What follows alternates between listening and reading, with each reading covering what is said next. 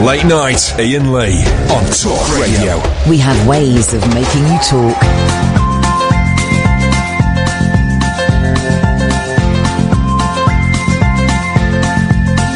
There's a voice that keeps on calling me down the road. It's where I'll always be. Every stop I make a new friend. Can't stay for long, just turn around and I'm gone again. Maybe tomorrow I'll wanna settle down.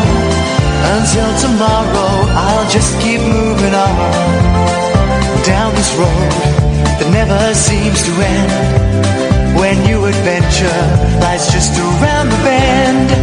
So if you wanna join me for a while, just grab your hat, come travel light, that's old style. Maybe tomorrow I'll wanna settle down. Until tomorrow, the whole world is my home. So if you wanna join me for a while, just grab your hat, come travel light, that's old style. Maybe tomorrow I'll wanna settle down. Until tomorrow I'll just keep moving on.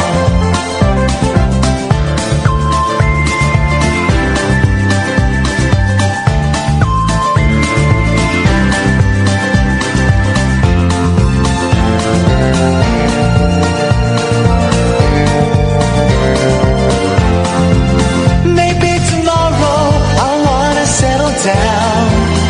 Until tomorrow I'll just keep moving on. There's a world that's waiting to unfold, a brand new tale no one has ever told. We've journeyed far but you know it won't be long. We're almost there and we paid our fare with a hobo song. Maybe tomorrow I'll wanna settle down. Until tomorrow I'll just keep moving on. So if you wanna join me for a while, just grab your hat, come travel light, that's whole style. Maybe tomorrow I'll find what I call home. Until tomorrow, you know I'm free to roam. So here's the thing. There's a whole thread about me on a Beach Boys forum slagging me off. Now, yes, I did say I wanted to kill everybody on that forum. I did say that. And I literally meant it. I would happily murder all of those people in their beds. I wouldn't want to do it when they were awake. But they've taken this to the nth degree. And they've written a whole thread about me. Now, most of them are in the United States of America. So, remind me never to go to a Beach Boys concert in America, guys, because it could get nasty. It's funny, they're all, oh God, the internet really isn't the internet a strange place? Wouldn't it be great, right? Couldn't we, 0844 499 1000, by the way, dear listener, couldn't we agree just to switch the internet off for like a weekend? Just start with a weekend, not even a weekday, alright? So you could do all your worky kind of, stuff. Just for a weekend, we all switch the internet off and I don't know, engage in normal conversation with people, or don't engage with people if you don't want to. The thing about internet forums, it's like, going up to someone in a mask, right? So they can't see your face and going, you're a tosser. And then walking away. That's what it's like. It's a strange thing, isn't it? And I wonder why we as human beings, hang on, there's my neck, feel the need to be so mean to people. Yeah, I did say I'd kill everybody on that forum. Of course I didn't mean it. I said it with Richard Herring in the Richard Herring podcast. And I have described it as the worst place on the internet. Of course it's not. The worst place on the internet is where you can go and see pictures of corpses and child pornography. There, I'm going to guess, are the worst places in the internet. But the Smiley Smile forum is only just a bit better than that. It's only just. I'm joking, of course.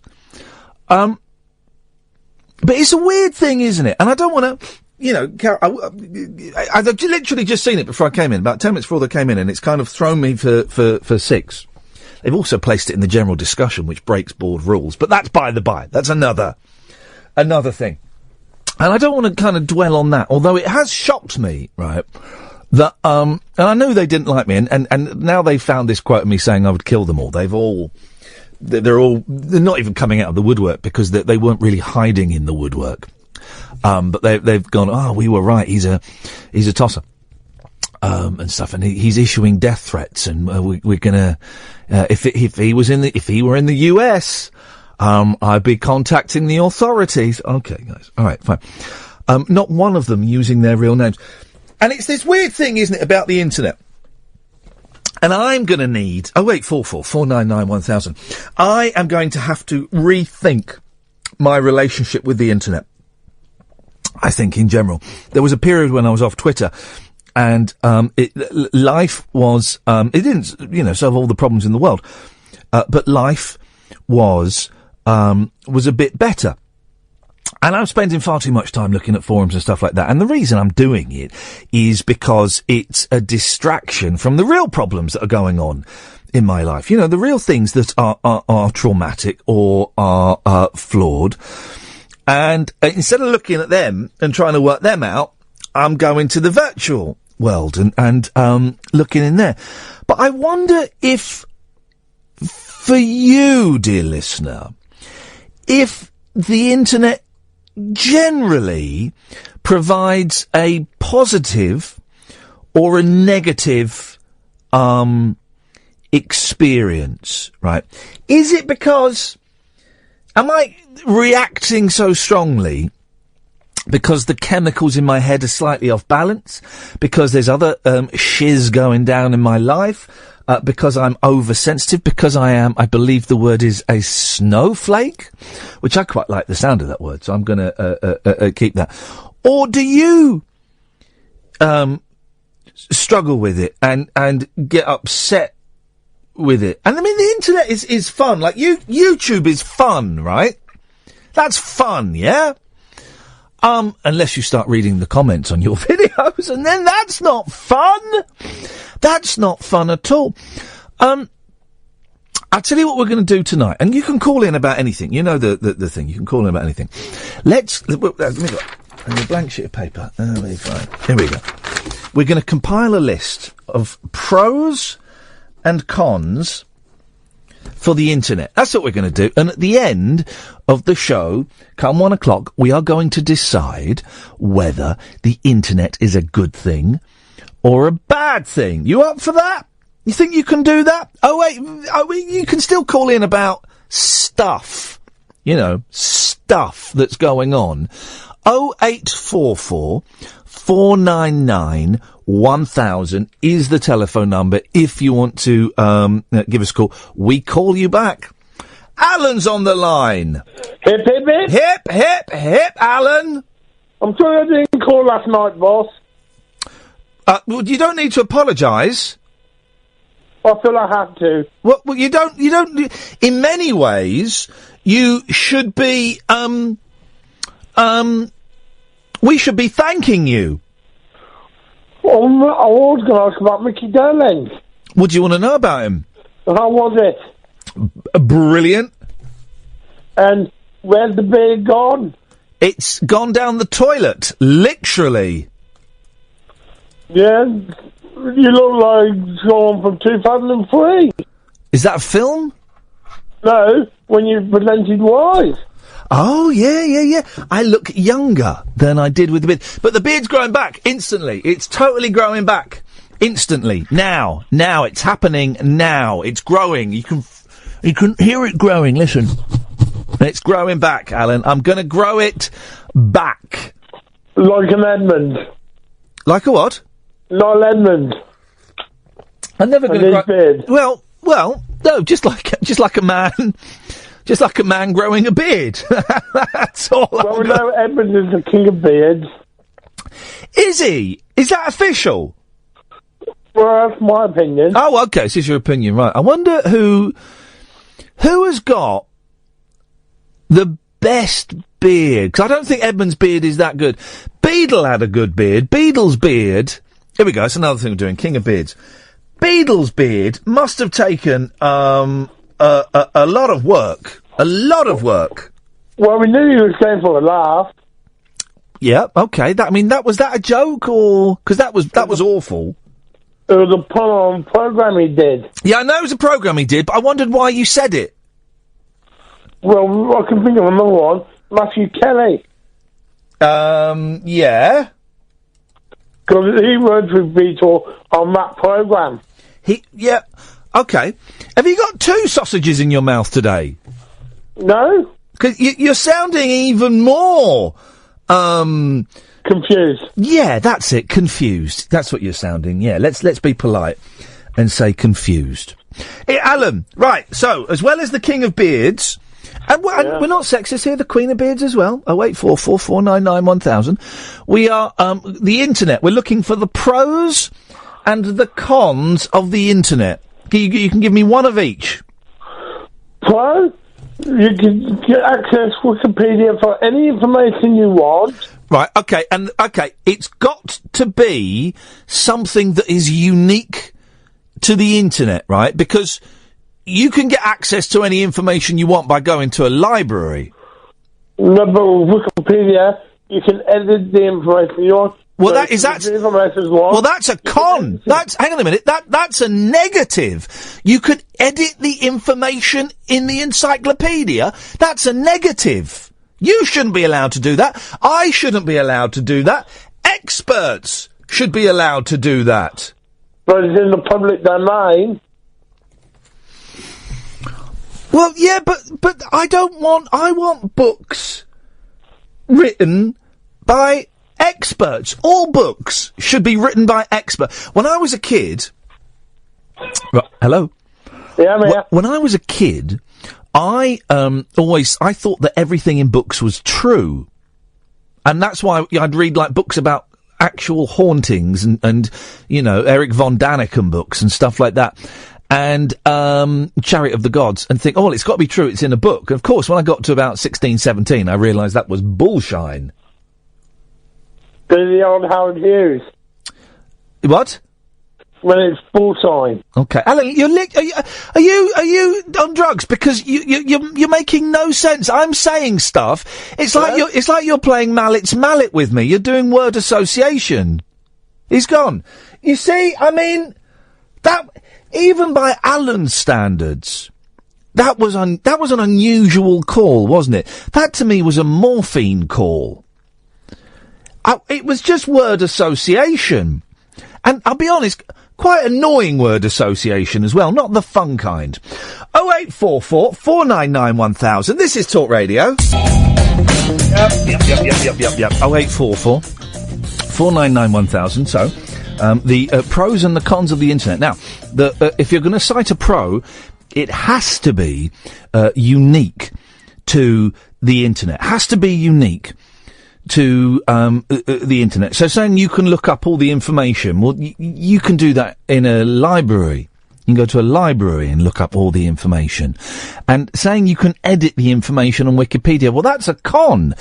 Literally a con, because it means anything can be posted as a fact. Anything could be posted as a fact, and you look at the Wikipedia and go, well, that's true. It's been taken off now, but for ages I was a gay cowboy, and also, there was a thing about me on Wikipedia, I think it's taken off, I've not looked for a while, that was untrue. And if I ever got interviewed and they asked me about this one specific thing, I knew that the lazy researcher had just looked at my Wikipedia page. Because the interviewer would always go, and I believe you played with a Kiss tribute band. No, not at all. Lazy. So, we're looking for the pros and the cons. So far, the cons are any idiot can change facts. We haven't got any pros for the internet. Let's go to Jez. Hello, Jez. Iain, completely off topic. Have I got to be on that topic of internet or not? Have you ever listened to this show before? Yeah, loads of times, and so that's why I feel comfortable in asking that question. You don't. No, there you can talk about anything you want. That's what confuses some people about this show is the fact that I make them do quite a bit of the work. That's good. And secondly, Catherine should be on work because I love listening to Catherine's voice. Sorry, what? What the hell? Let me talk to you about this. Yes. I want to talk to you about. It's a bit Howard Hughesy. Yes. But also, I'd like your input on it. You know when people talk about UFOs and people landing on Earth and all that? Yes. Yeah. Why is it that you get really intellectual people like they can work in universities or they work in this really top scientists? Yes. But they still believe that aliens have visited the Earth. Why is that? Why is it that really intelligent people, honestly, if you listen to a bit of Howard Hughes and stuff like that, they really believe that the aliens have visited, and there's all sorts of things going on. I can understand when nutters, if you like. Yes. Sorry, but you know what I mean. But when really intelligent people start talking about it, and there's the head of in Canada, there's the head of defence in Canada who believes that aliens have contacted Earth. Yes.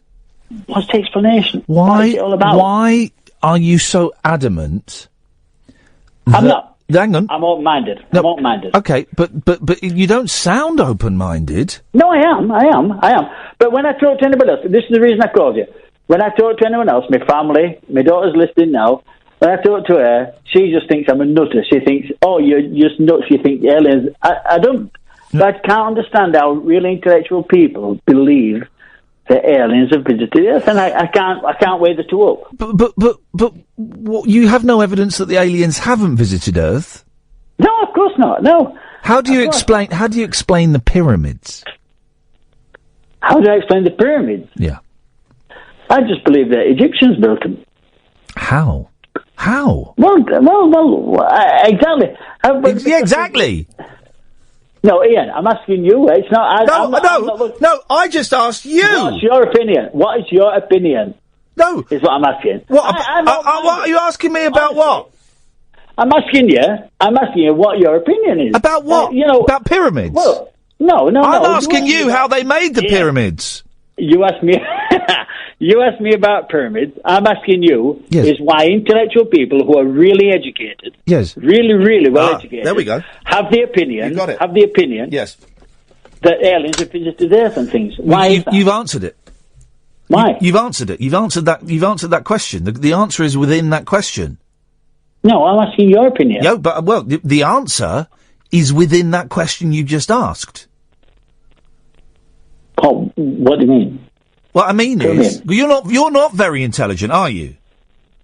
That's nice, Ian. No, and I don't mean that. I don't mean that as an insult. I'm just. No, it sounds like an insult. No, well, that's because you're not very intelligent. If you were very intelligent, you would know that wasn't an insult.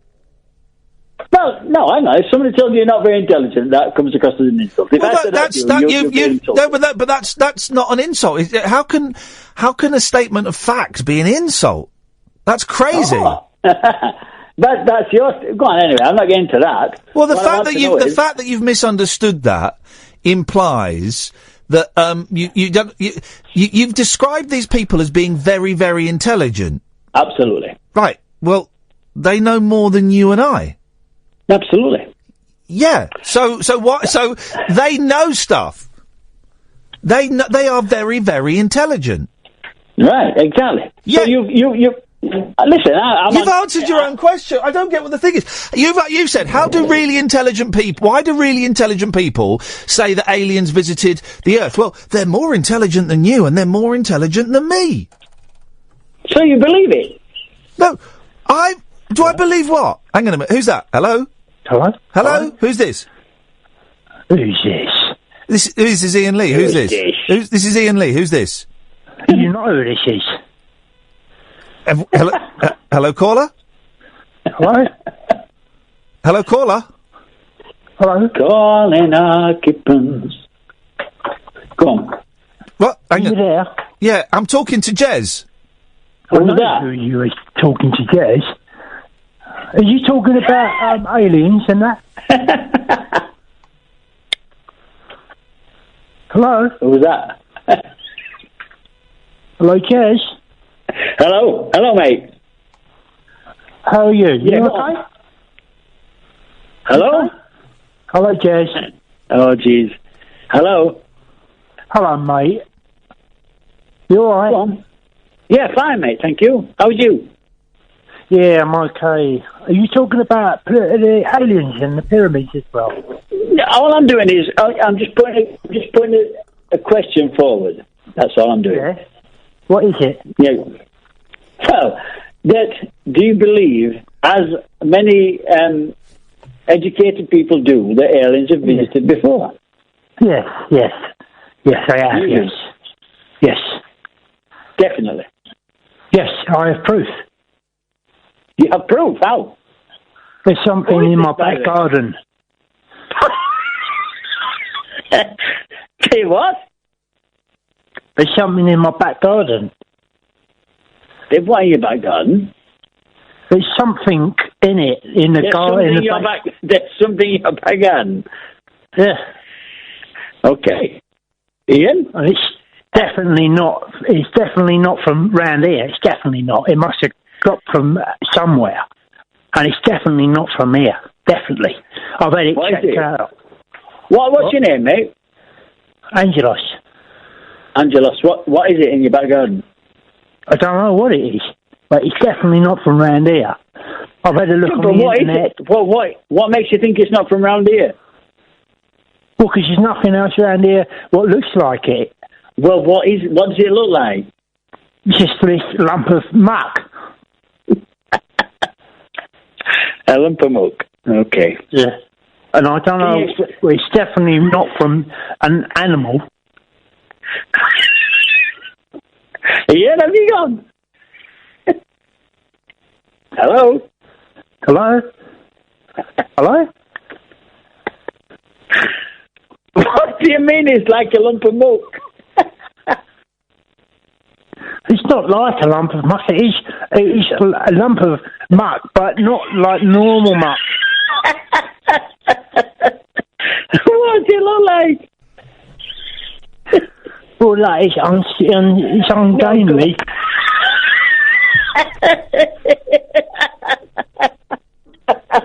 It's ungainly. Oh, my Lord. Yeah. Oh, dear. It must be from outer space, then.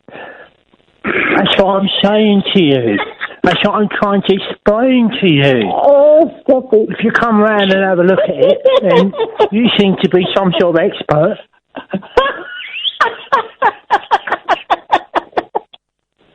Stop it, mate, please. You're killing me.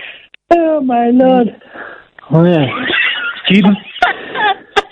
Do you believe in aliens? You sound like you do. Yeah.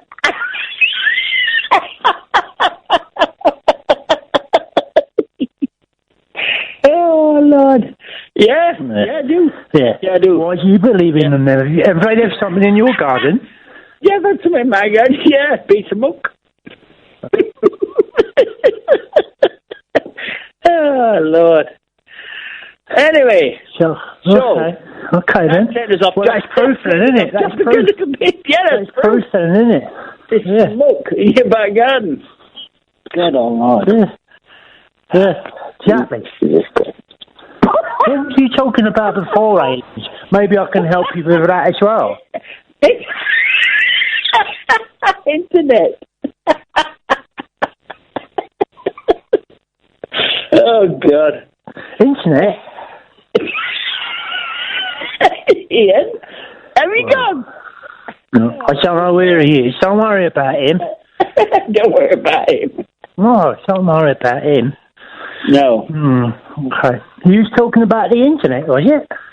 He was, yeah. Not me. What was you doing then? I was just asking about aliens and that. Is that what you rang in for, about the aliens? Yeah. I rung in about the pyramids.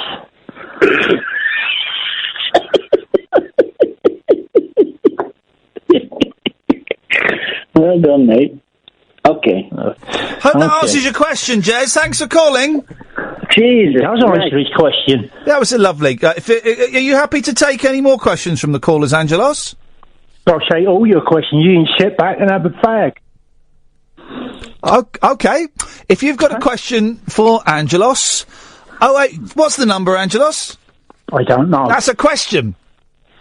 First question. I don't know the answer to that one. First question, and it's... Okay. Huh?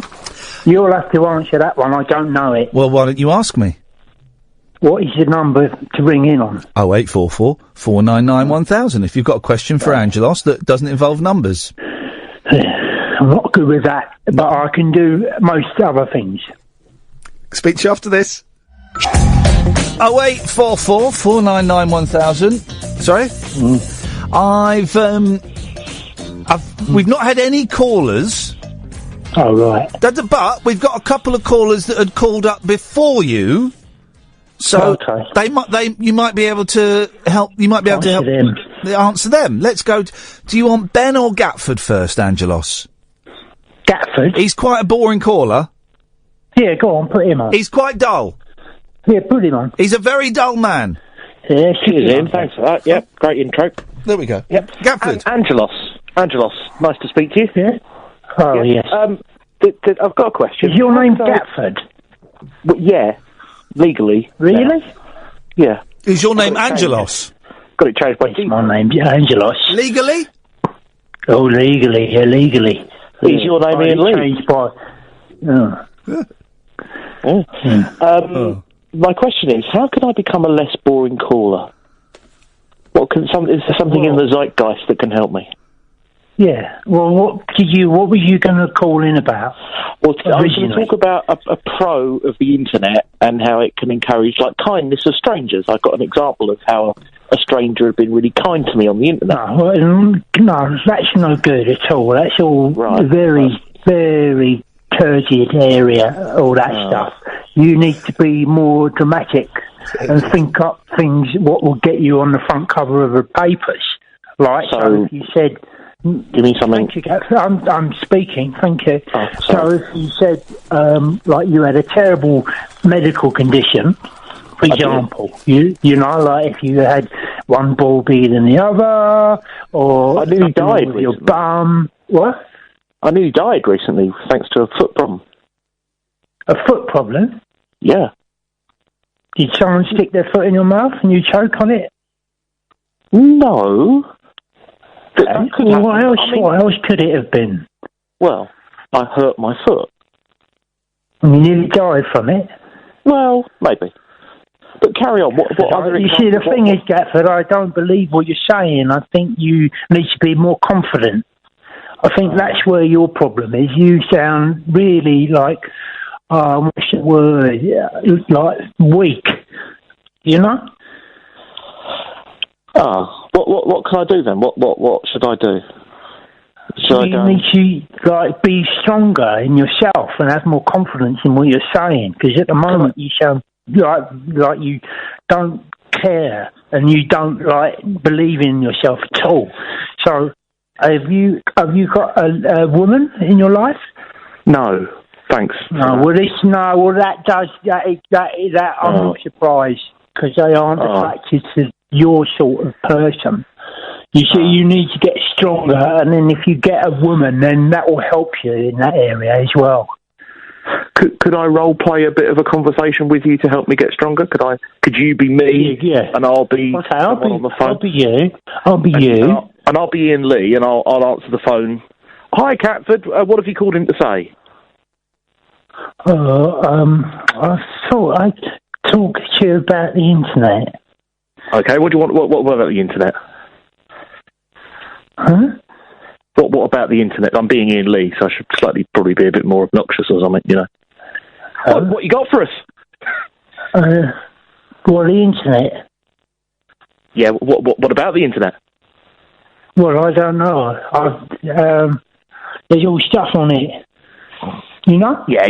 You're a bit of a ball in calling, Gatford. I'm going to cut you off now. Yeah, see, that didn't go very well. He just still cut me off. No, but that's what you're like. But I want you to be a stronger version of me. Goodness sakes, you're so turgid. Turgid, isn't he? Very, very turgid. Shall I get rid of him? Get rid of him. Okay, he's gone. Here, listen, Lee. Sorry? Are you there? Yes, Epithemiou. Dick Ennis? Listen to me. Dick Ennis? Listen to me, okay? Calimera? You listening to me? Calamaris? Okay? Puina to telefonomu. You listen to me, okay? Yes. You said about the pyramids, didn't you? You said, how did they make the pyramids? Didn't you? Yeah, you did. Right? Well, how they made them was they got a bit of rock and a hammer, and then they chiseled these big square bits out of these rocks, and they stuck them on top of each other. There's no mystery. Right. The rocks... It's just hard work. The rocks came from about 1,000 miles away. How do you explain that? They put it in their cars, their ancient Egyptian cars, and got camels to pull it. They stuck it on their coach. They did what? And they stuck it on the coach, what? and they drove them down there. Can I ask you a question? Yeah. Why have you been trolling me? Trolling you? I think actually it's the other way round. You're the one issuing threats and telling me you wasn't there, like you in a Chinese voice.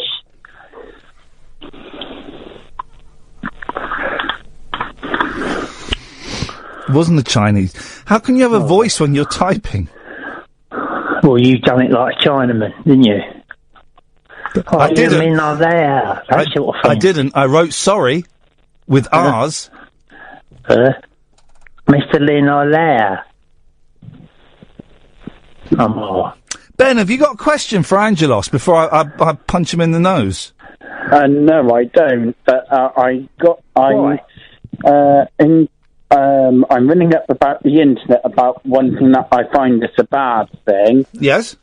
What I find about the internet is sometimes when you use the internet, it's always so slow and never as quick, and it never works properly, and sometimes you've got to reboot everything, and it's so annoying, you know. And they also put stupid things on the internet as well, like about celebrities and stuff. Why do they need to put all silly things about celebrities and about who's given birth? And, you know, what's the point about all of that? That's a good point, isn't it, Angelos? Yeah, great point, actually. What would you like to see on the internet, Ben? Well, you know, more people like getting on, you know, more people getting on, more people not like doing their dirty washing in public all the time. A lot of people do their dirty washing in public. Like a lot of people do that.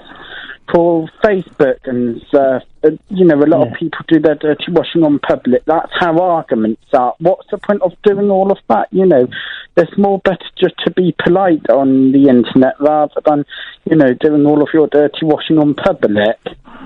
Yeah, okay, mate. Is there nowhere on the internet where you can find people that are doing that rather than washing their stuff? Yeah, well, I talk to my family and stuff on Skype, which is better. That's one thing I find good about the internet. Yes, and that's free as well, let's not forget that. Yeah. Because this costs money going on the phone, doesn't it? Yeah, it does. Well, you can get, doesn't always. You can get, you get credit with lots of phone deals, so... Oh, do you? Yeah, you get credit, free credit, so you can talk for, you know, like 1,000 minutes a month or something. Oh, well, that's good. Well, I mean, they say the world's getting worse, but there's all sorts of evidence to say that it's getting better, you know? Kettles, for example, used to be terrible. They used to be, like, just old tin things, you know, and they used to take ages to boil and that, and now they're plastic, and you don't have to have all that mucky wire around and that, and you just lift it out of a crate thing, you know? So things are getting better, thankfully. Yeah. Yeah, the technology has changed in the days. I've noticed things are getting a lot better these days. Yeah. Good. All right, Ben. Well, thank you for that. I've added it to the list. Yeah. Thank you, mate. Thank you. Thanks, Thank Ben. you. Thanks, Ben. Take care. Good night. 0844499 1,000. 1,000. That's it. What do you want? Well, you're doing some live shows with Barry from Watford.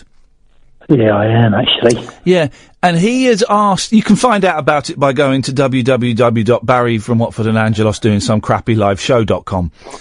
Yeah, that's your website That's it. set up. Yep. And he has told me... Live Nation tickets. Yeah, that's if you want to go and see... get the tickets. A good act. He has told me that you're struggling to sell... Yes. A lot of tickets in a lot of markets. Yes. And so he's asked me... I'm sure you're aware of this.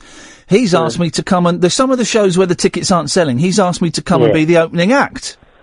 Yeah, that's it. Yep, to come and, just to...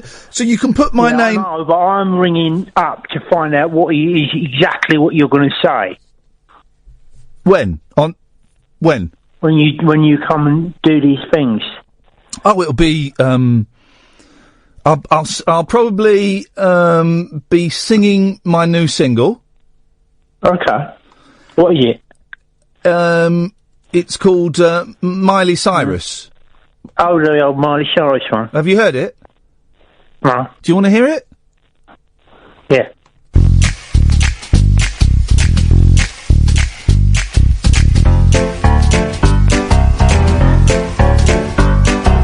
Sometimes Miley Cyrus, she sings a song or two. She likes to play her guitar as well.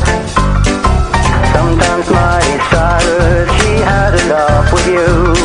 She plays country western too, so join in with her too. Come on, join the gang. Miley Cyrus too. Miley Cyrus plays the guitar and sings along with you. Come on, join the gang. Miley Cyrus too. Miley Cyrus sings along with you. Sometimes Miley Cyrus, she's sometimes Miley Cyrus, she's sometimes Miley Cyrus. You're singing the same song? Get ready, Angelos. Here it comes. Here we go. The musical vibe.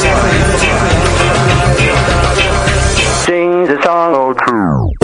Coming at me, Miley Cyrus, I now sitting there strumming away in front of me. Miley playing with the guitar, playing it hard. Miley Cyrus doing it styling now. Miley Cyrus, here she come now with the guitar. Ooh, doing it styling. Miley, doing it styling. She playing guitar and strumming in front of me. Miley, don't stop the guy. Miley, Miley, don't stop the guy. Miley, Miley, don't stop the guy.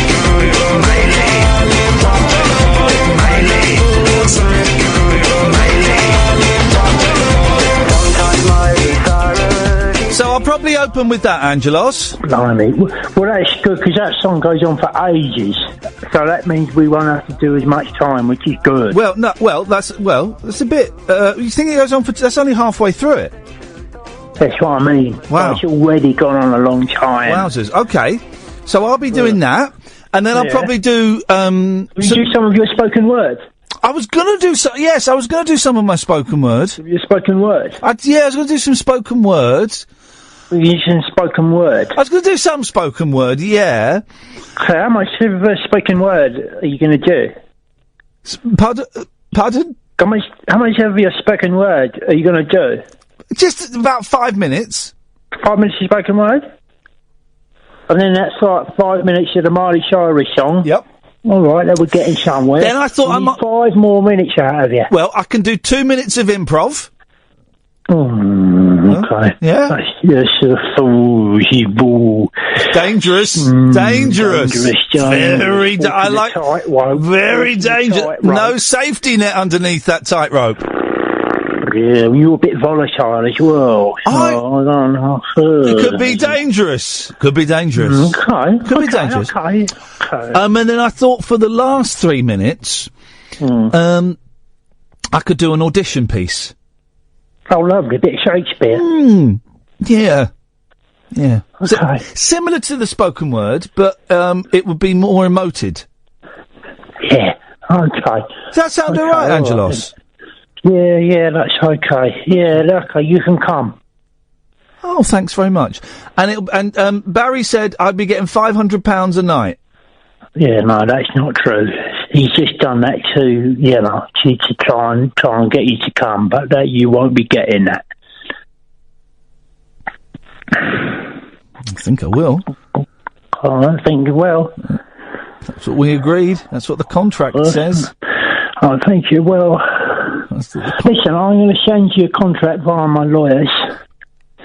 And then you can sign it, send it back, and then we'll, that'll be it. That'll be sealed then. I've signed a contract that Barry wrote for me. Okay. So I want to have a look at that. Okay, fine, absolutely fine. Okay. Well, I'm going to go now. Would you like to apologise to the boys and girls listening? No. Well, no. You have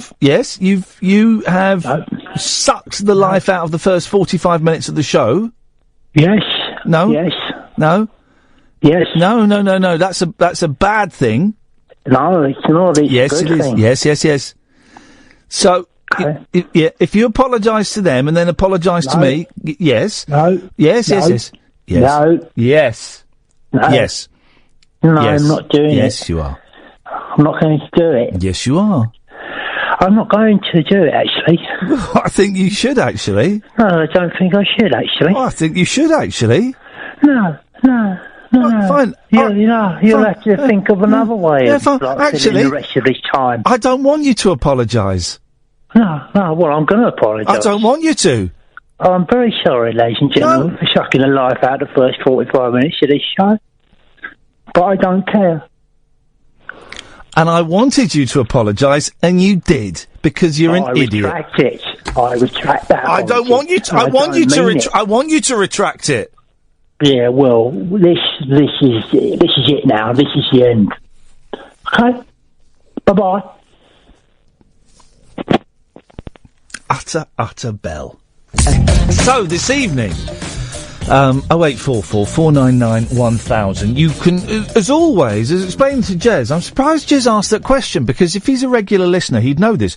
You can call in about anything you want. You know, and I will sit here and I will talk about stuff, but you can call in about anything. Later on tonight, we've got Neil Hannon from the Divine Comedy coming on, and we recorded an interview with him earlier on. It was thrown because there was ever such a slight delay on the phone, because he was in London, but we had to phone. We couldn't get it to work on his London phone, so we had to phone his Irish mobile phone. So the phone was going to Ireland and then pinging back, and it meant there was just ever such a slight delay on the line, which always, well, it confuses me terribly, and it makes for a slightly stilted conversation.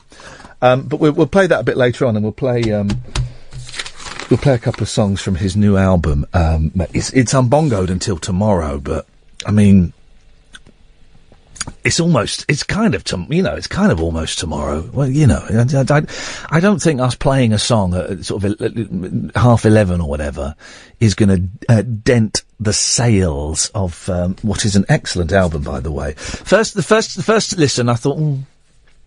Second listen, I was like, yeah. Second listen, it clicked. First listen, half of it clicked. Second listen, the rest of it clicked in. It's called Foreverland, and we'll play some of that later on.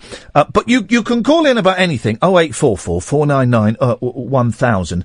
But one thing, for those of you who need a helping hand, we're trying to compile the pros and cons of the internet, because I think that there's a Beach Boys message board, SmileySmile.net, and it's a weird place. It's kind of toxic, and I've thought it was toxic for a while.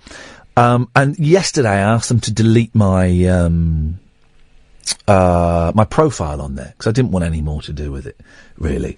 And today, now that I'm no longer a member, someone has found an interview I did with Richard Herring a few months ago saying I would kill everybody on that forum. Now, I don't literally mean it. How could I, like hundreds of people post on there?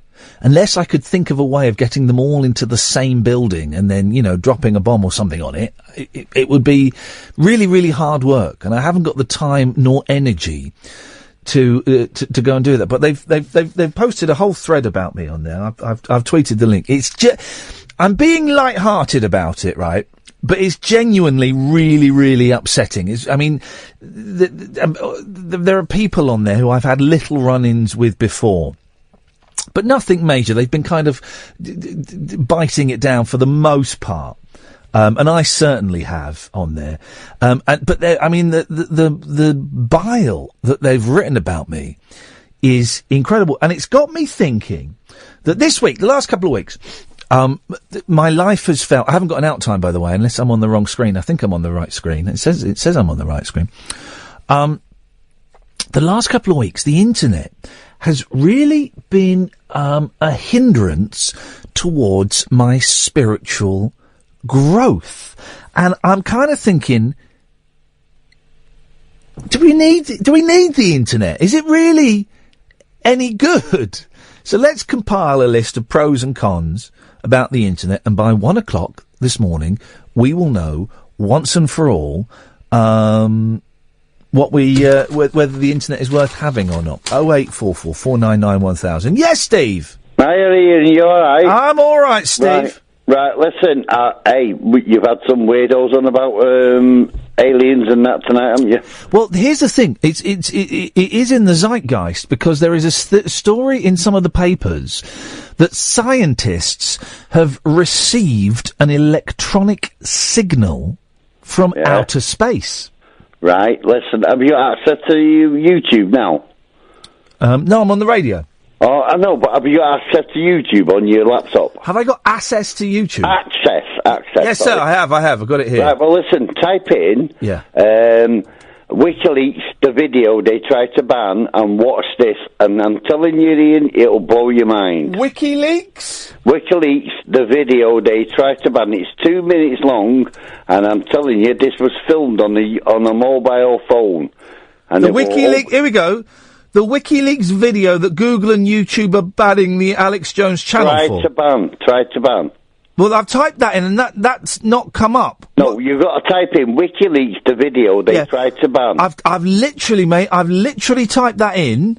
Maybe they've banned it. Maybe they've succeeded in banning it. Well, I'm telling you, it's still on a mobile phone. Do you mean WikiLeaks, the UFO footage that was banned? Yeah, that's the one, yeah. Here we go. Right, I'm on it. Let's have a little look. And it's unbelievable. Let's have unbelievable. 55 seconds long. The video, here's the description. The video the government doesn't want you to see. The public has a right to know about this video. This is the WikiLeaks UFO footage that was banned from the public eye. All right, let's boot it up. Yeah, boot it up and watch it. It's unbelievable. The internet is going very... Here we go. Oh, man. Hey, ga even bij die brug staan. That's the one, Ian. Je hebt de lenskap er nog op zitten. Haal hem even af. Here we go. Taking the lens cap off. There's a girl with a pierced chin. Yeah, and then watch it further on when... Blijf bij de reling daar. Right, she's stood by a motorway being filmed, which instantly makes me think all the birds drop dead. The word, right? Okay. I'm sorry about that. No, it's okay. Right, and there are dead birds falling on the floor. Now watch now. Oh, it's freezing. This is terrifying. Hey, it is good. That's off a mobile phone, Ian. Yeah. Hey, that cannot be adopted, can it? Then there are birds flying in a circle above a river. Oh, you are mate. That's mate. Come on, Ian. That is absolutely fantastic, isn't it? It's brilliant. You don't for 1 second believe that is actually real. Well, how can for crying! I'm going to tweet it. Mobile phone. I'll tell you what we're going to do. Steve, stay there, right? We're going to tweet it, and you can all watch it during the news, and then we'll come back, and you can tell him why that it's all. I mean, it looks quite good. The thing is, why are there loads of people standing by a motorway being filmed, right? That's the first thing. Secondly, the nosebleed thing is a bit obvious. And thirdly, it's obviously special effects when all the birds fly together and then a big light comes up. And I'm going to post the video at Iain Lee. You can see it online, and then you can all call in and tell Steve why you think it's utter bullshit. 0844 499 1000. All right, I'm going to post it now, and I'll speak to you after this. Talk Radio. I mean, people have already seen the video and said, I mean, it's just... It's terrible. I've posted it at Iain Lee if you want to have a look, and then give us a call when you've seen it. Oh wait, can someone find us some vaguely convincing UFO footage, please? This is Talk Radio. Late night, Iain Lee on Talk Radio. We have ways of making you talk. Okay, well, we've just posted footage that Steve has. You say that this footage, Steve, proves. Hello, Ian. Hi. Yes. Hello. Proves that UFOs are real. No, I'm just saying that is mobile phone footage, right. And how could that be faked? It is very, very good, isn't it? But it's fake. Yeah, it probably is fake. Oh, hang on a minute! You can't change your tune like that, you muppet! Right. Ian, the fact that Angelos is the only person online going, that footage is 100% real. No, but it's mobile phone footage. How can it be fake? Because you can do it afterwards, you muppet. No, I'm not bloody muppet. Right, listen. Alien attack. Type that in. No, I'm not going to watch another crappy video. No, but the good that you're saying is you say is real and say you can't be faked. And then when I go, they're real. I'm just saying they're very, very good. You just said it can't be faked. It can't be. How have they faked that? Well, mobile phone footage. Yeah, you can fake mobile phone footage. So you're not saying it's real, but then you're saying it's not been faked. So ipso facto, it must be real. What I'm saying is, it's on a mobile phone. So what sort of software have they done to fake that, Ian? I don't know, mate. They've put it on a computer. There you go. You don't know, do you? Well, okay. So I don't know. Isn't it? I don't know what editing software they've used to fake that video.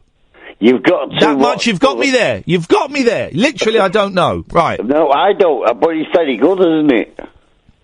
It is a good video, though, isn't it? No. It is, Ian. It is brilliant. I mean, to watch that, it is fantastic. If you watch it again, it is fantastic. But why don't you go and watch Cloverfield or something? Oh, I've seen it. It's a good film, that. Yeah. And that's like an outtake from Cloverfield. It was bloody hell. You're on a mad one, you tonight, aren't you? I'm trying to explain to you. What are you trying to explain? I've got no idea what you are trying to explain. Right. There are other videos that are very, very convincing, but you're not letting me. Yeah, Raiders of the Lost... not Raiders of the Lost... Close Encounters of the Third Kind is one of them. Oh, load of crap that was. That was absolute rubbish. Right, listen to me. Type in... No, I'm not going to watch... This is a radio show. I'm not going to sit and watch another crap video of crap special effects. Me and you have spoke many, many times, haven't we, Ian? Well, about 5 or 6. Yeah. We spoke loads. Every time I bloody spoke to you, I'm pissed off you. Right, listen, Ian, it sounds like you're peeing with me. I'll speak to you later, mate, okay?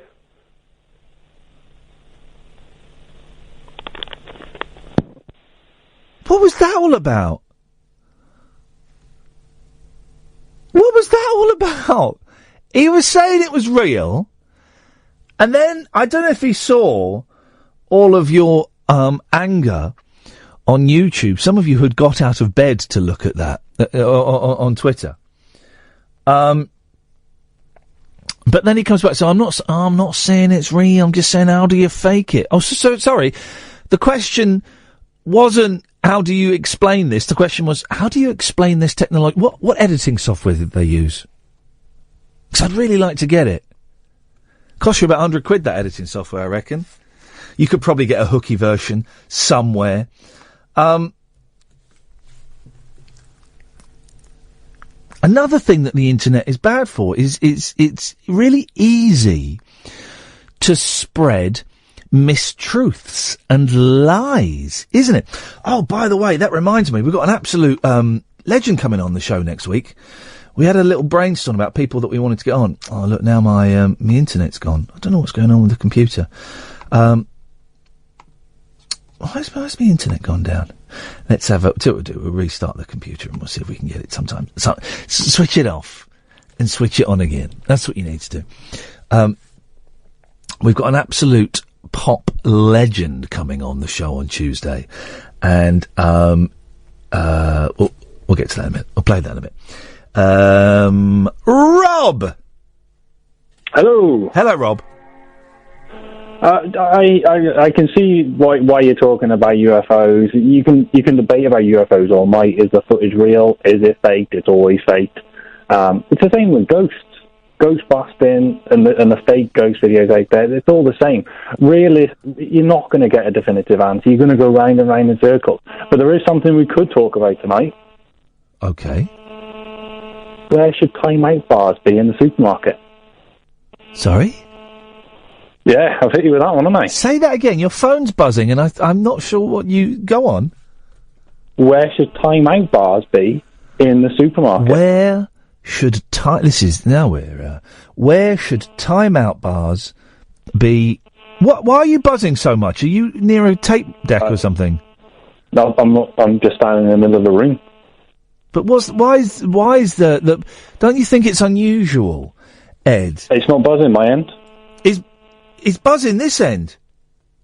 Perhaps there's a problem your end. There's no problem my end. The problem is your... Hang on a minute. Hang on. Put your fader down. It's gone.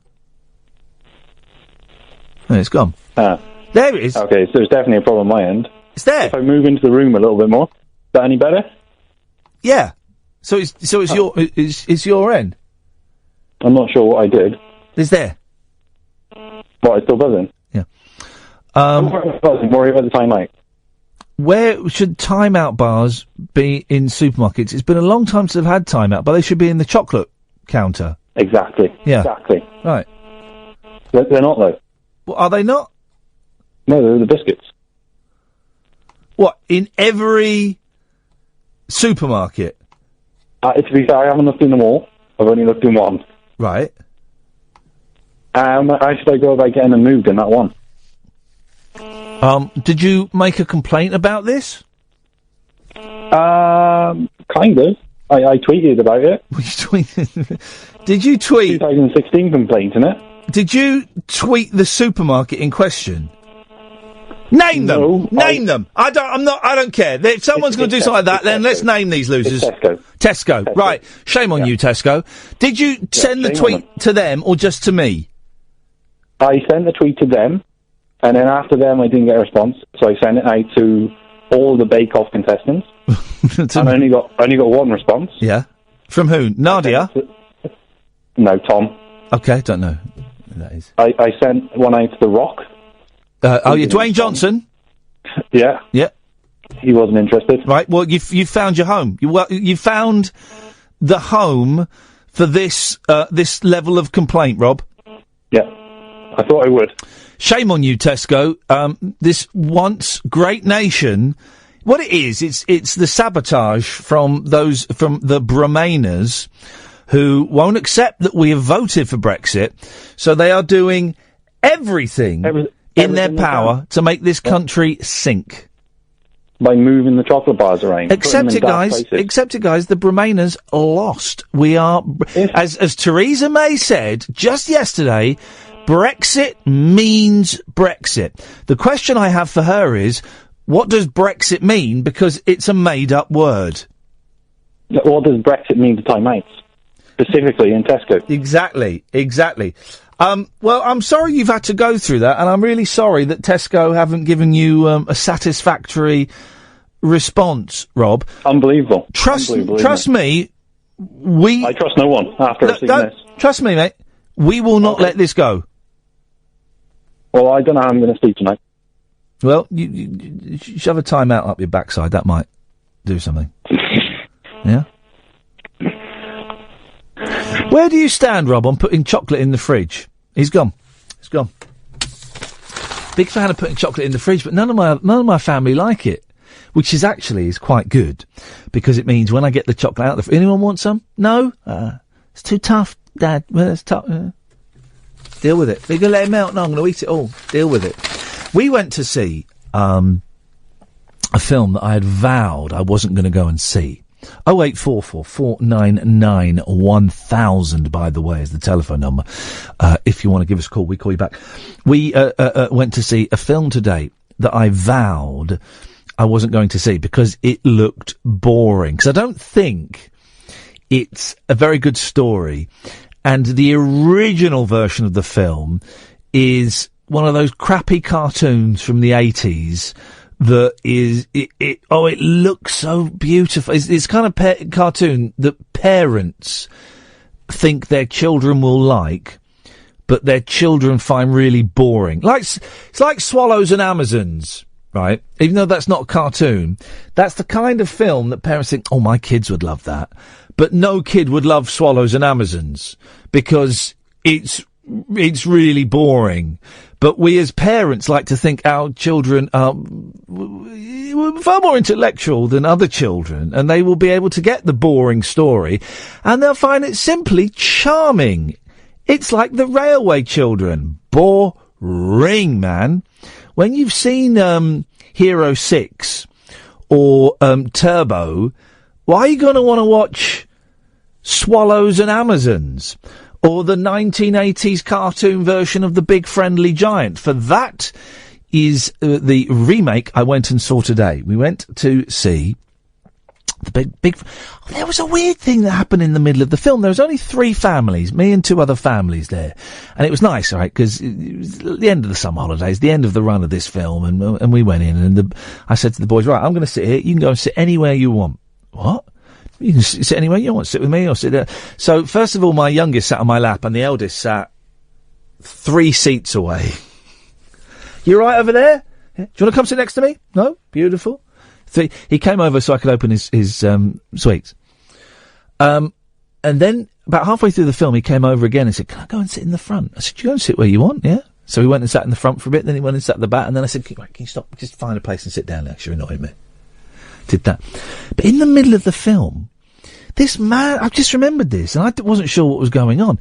This man walked in, right, to the cinema with a kid. I think he had a kid with him. And he said something. And I didn't really pay attention, but it dawned on me what he said. He walked in, he said, I won't do the accent, but it was in Slough. It was a strong Indian accent. He said, we're looking for a giant. What? We're looking for a giant about 8 feet tall. And we all went, what? And then he said something else and laughed, and then he walked out. But that is weird, isn't it? Walking in, if you've ever walked in and interrupted something, 0844 499 1000, but walking in to the cinema during the middle of a film and saying that was odd. Anyway, we watched The Big Friendly Giant. It was good. Right. It was good. I don't think the special effects were that good. You could sort of see see the join, so to speak. But it was quite good, and I had a little cry, a couple little bits. And Penelope Wilton is always good, isn't she? But doesn't she look old? I suppose she is old. She was Richard Briers' wife in Cry Freedom. No, in Ever Decreasing Circles, and she was someone else's wife in Cry Freedom. And she was the Queen in this, and a little bit disrespectful in that the Queen farted. And everyone, of course, found that hilarious that the Queen had let one rip. She's only human. She has to blow off. She's probably sat on the toilet and, tried to go do number 2 and out, just farted, and that was that. She's a human. We've all done that. That's happened. But it was all right. But it was a little bit. It went on a little bit, and it was a little bit dry as a movie. I don't think a lot Here we go. Here it comes, guys. This is it. I don't think a lot of Roald Dahl's stories are actually that good. Charlie and the Chocolate Factory is brilliant, because that's a really good story, right?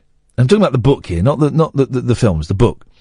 That's a good story, right? And it's got good characters, and it's, you know. But I remember the BFG being read to us at school, and it really, I remember finding it really boring. And recently we read George's Marvellous Medicine. And it's just a bit, this is almost blasphemy, isn't it, to slag off Roald Dahl. I find him fascinating as a human being. There's a brilliant documentary on Radio 4 about 3 or 4 months ago about him. But I think a lot of the books, James and the Giant Peach is another one I remember being read at school, and a boy goes in a peach and there's a worm in it. That's it, isn't it? I think and then they might go to a magical world. I'm not totally sure. I can't quite remember. But that's pretty much all that happens in it, I think. Anyway, 0844 499 1000 is the telephone number. I'm Iain Lee. This is Talk Radio. I'm not saying that all of Roald Dahl is rubbish, right? I quite like The Great Glass Elevator as well, even though, you know, it was in the days when sequels weren't very good, generally. I quite enjoyed that. But I just think most of them, not a lot happens, really. And it's all, he's being rude and he's saying bum and fart and winkle and stuff, because that kid's, you know, ho, ho, ho, ho. But really, I think there's, who's the books we like? What are the books, Mr. Gum? I like Mr. Gum, but I don't like the fat jokes. I feel uncomfortable reading fat jokes. But, I like a bit of Mr. Gum. The thing is, if you're gonna, because you got to read the kids, bedtime books, right? Or books at the daytime, or anytime books, right? You want them to be ones that you quite enjoy reading, especially as you're probably gonna have to read them a lot of times. A lot of times. So you want to have good ones. I'm just not convinced that all of Roald Dahl is good. 0844 499 1000 is the telephone number if you want to give us a call.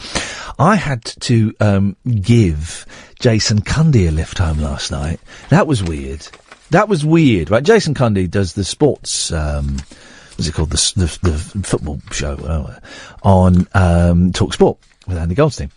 And we're mortal enemies, obviously. There is a ratings war going on, and we are mortal enemies, and we will never the twain shall meet, right? But then as I was coming out of the studio last night, Cundy was, and he's a powerful man, you know, he's a well-built man, he's well stacked, as you'd imagine. He used to be a footballer. I don't know anything about sports or any of that world, but I think he used to be like a professional football player, right? And he came striding towards me, and he was striding, genuinely, he had that sense of purpose that I thought, have I slept with his missus? It was that kind, you know what I mean? It was that kind of, as he found out I slept with his missus. Not that I have, but it was striding towards me with such purpose, I thought, what have I done to upset him? He's going to hit me. And all it was he was asking if I could give him a lift. For some reason, he'd left his car outside a football stadium, and I've left my car outside a football stadium. Can you, and it's on your way home. And I was thinking, what is it? I don't know any football stadium in London, even though there's got to be like about 7. I don't know any. And he said, yeah, it's about 30 seconds off your way home. Because he knows which way home I go, because we both stop at the same petrol station and buy midnight feast. And I couldn't, you can't say no in that situation, can you? You can't go, nah, I don't think so, Jace, not tonight, mate. Nah, I'm not.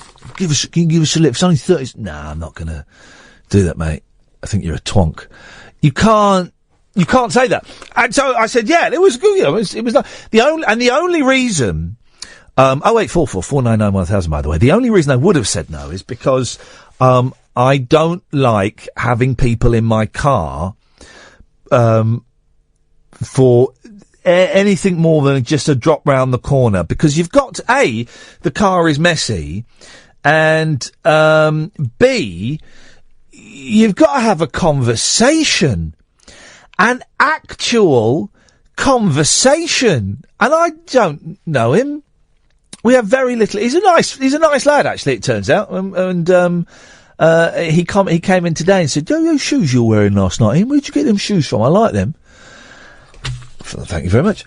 But I had to, so I gave him a lift, and the thing is, we used up the majority of conversation in the lift going down to the car park.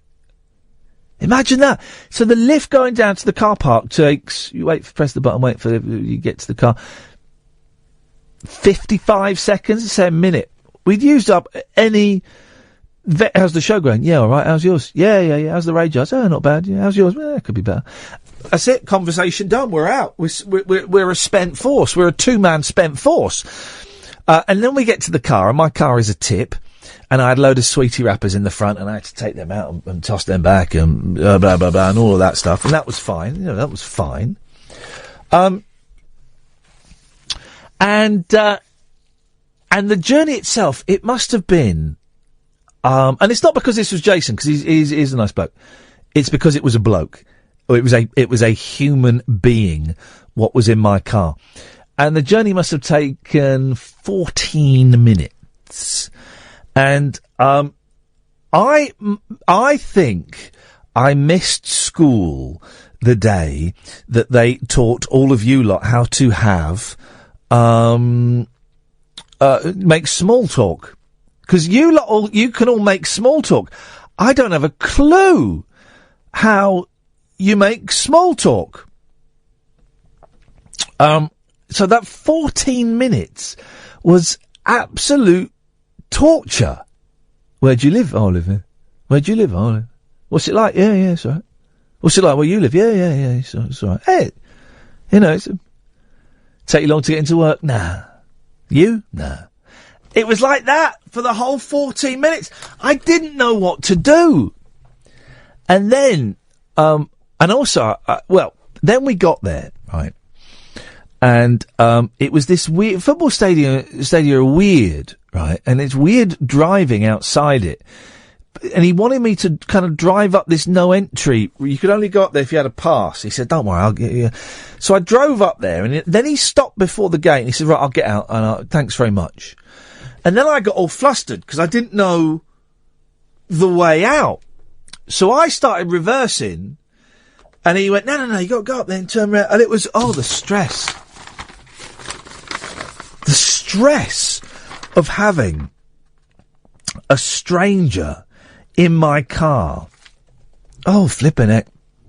It was horrible. It was horrible. And he was a nice bloke, and now we really have got nothing to say to each other because, where do we go after that? Where do we go after that? There's nowhere to go after that. Except when he came in today to talk about my shoes.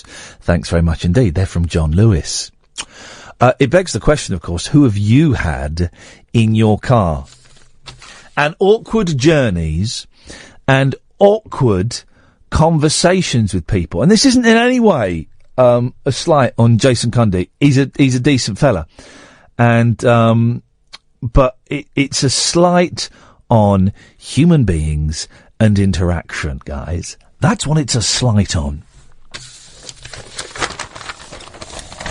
And there is no way to... Can I have a lift? There is no way of going, no.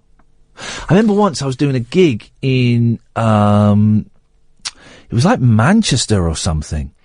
And I was comparing it, so I had to stay on at the end. And there was a comedian on who I'd never met before. But he was the most annoying, boring, arrogant person I've ever met. Jesus, he was so dull, right? And he was supposed to get a lift back. He was on... Right, so I was comparing. So I was on at the beginning, the middle and the end. There was a guy on in the first bit and then he was on in the second bit. And he was supposed to get a lift back with the guy that was on in the first bit. That had all been sorted. That was arranged. That was done. That was a done deal. That was in the bag. That was going to happen. Right?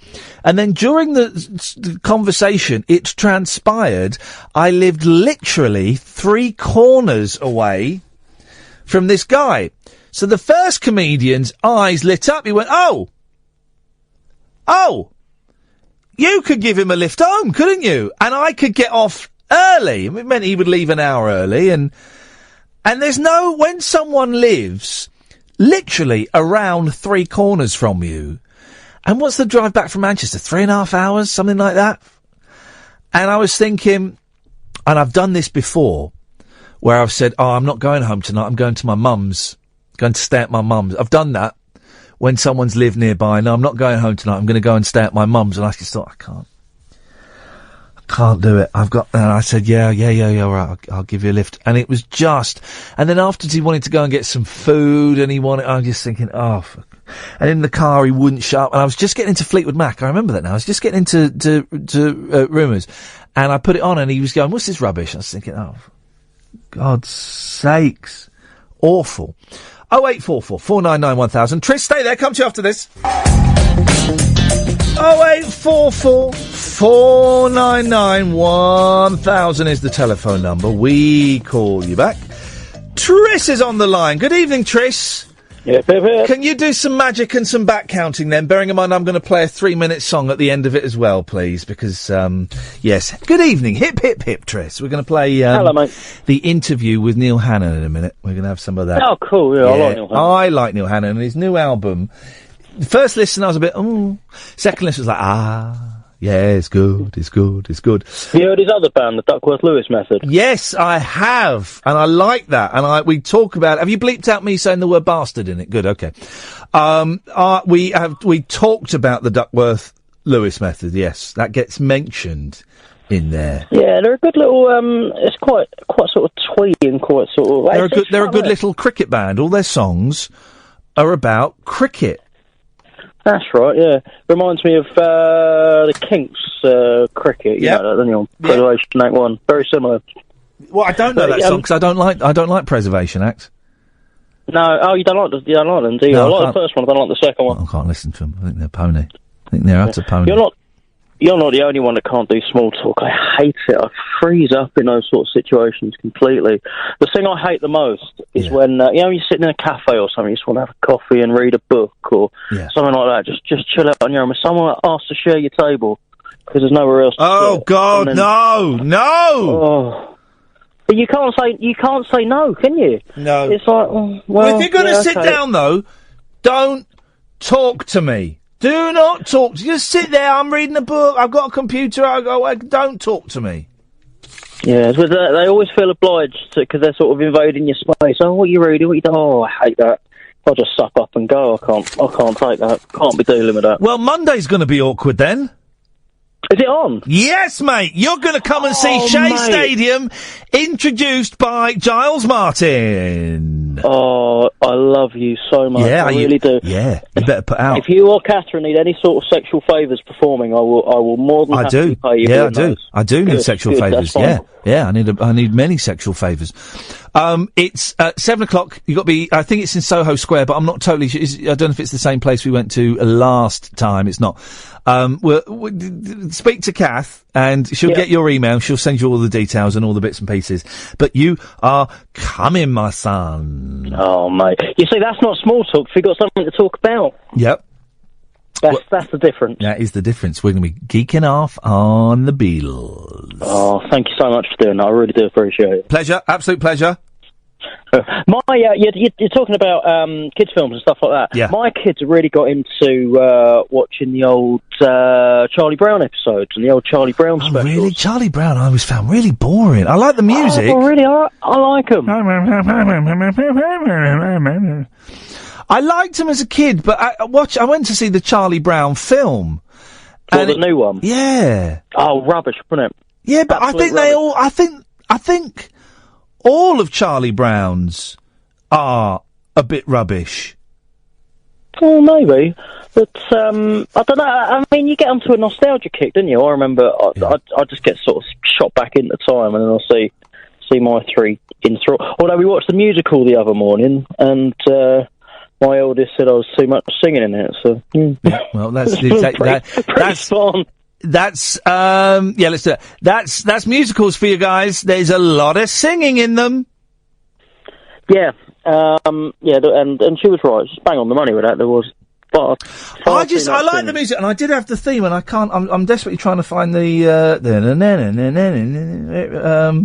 Hang on a minute. I've got it somewhere. Saying that, I haven't got all my music on my computer. Is this it? No, I haven't got it. I like the theme tune, but I don't think Peanuts. Here's the thing, right? When something has got 3 titles, right? Yeah, I know. Is it Peanuts? Is it Charlie Brown? Is it Snoopy? What is it called? Yeah. What is it called? Why are you doing that? What's it called? And on one of the DVDs, you've got Charles Schultz introducing every episode for like 2 minutes. Get over yourself. Can you imagine on a kid's DVD? Get over yourself, Grandad. No kids don't want to know that. Well, here's an episode I did in 1968, and in this episode, Charlie Brown is struggling. I don't know why I'm doing this though from Deep South. I mean, I'm sure. Well, apparently, on some episodes, you had to work for sort of 2 or 3 weeks before the idea formed. Oh well, yeah. Really? Really? Yeah, I mean, they seem quite formulaic, mate. Yeah. He goes to kick a football, and she moves the ball away. The lesbian girl moves the ball away, and the posh girl bullies everybody. And you know, we get the point. We understand it. We get the joke. My boys are watching this utter rubbish today, this terrible cartoon series. There's lots of cartoon series based on movies. And they're watching this thing called Turbo at the moment, which is... I've not come across that. No, it's about racing snails. But they've got, souped up sort of jet engines on their backs.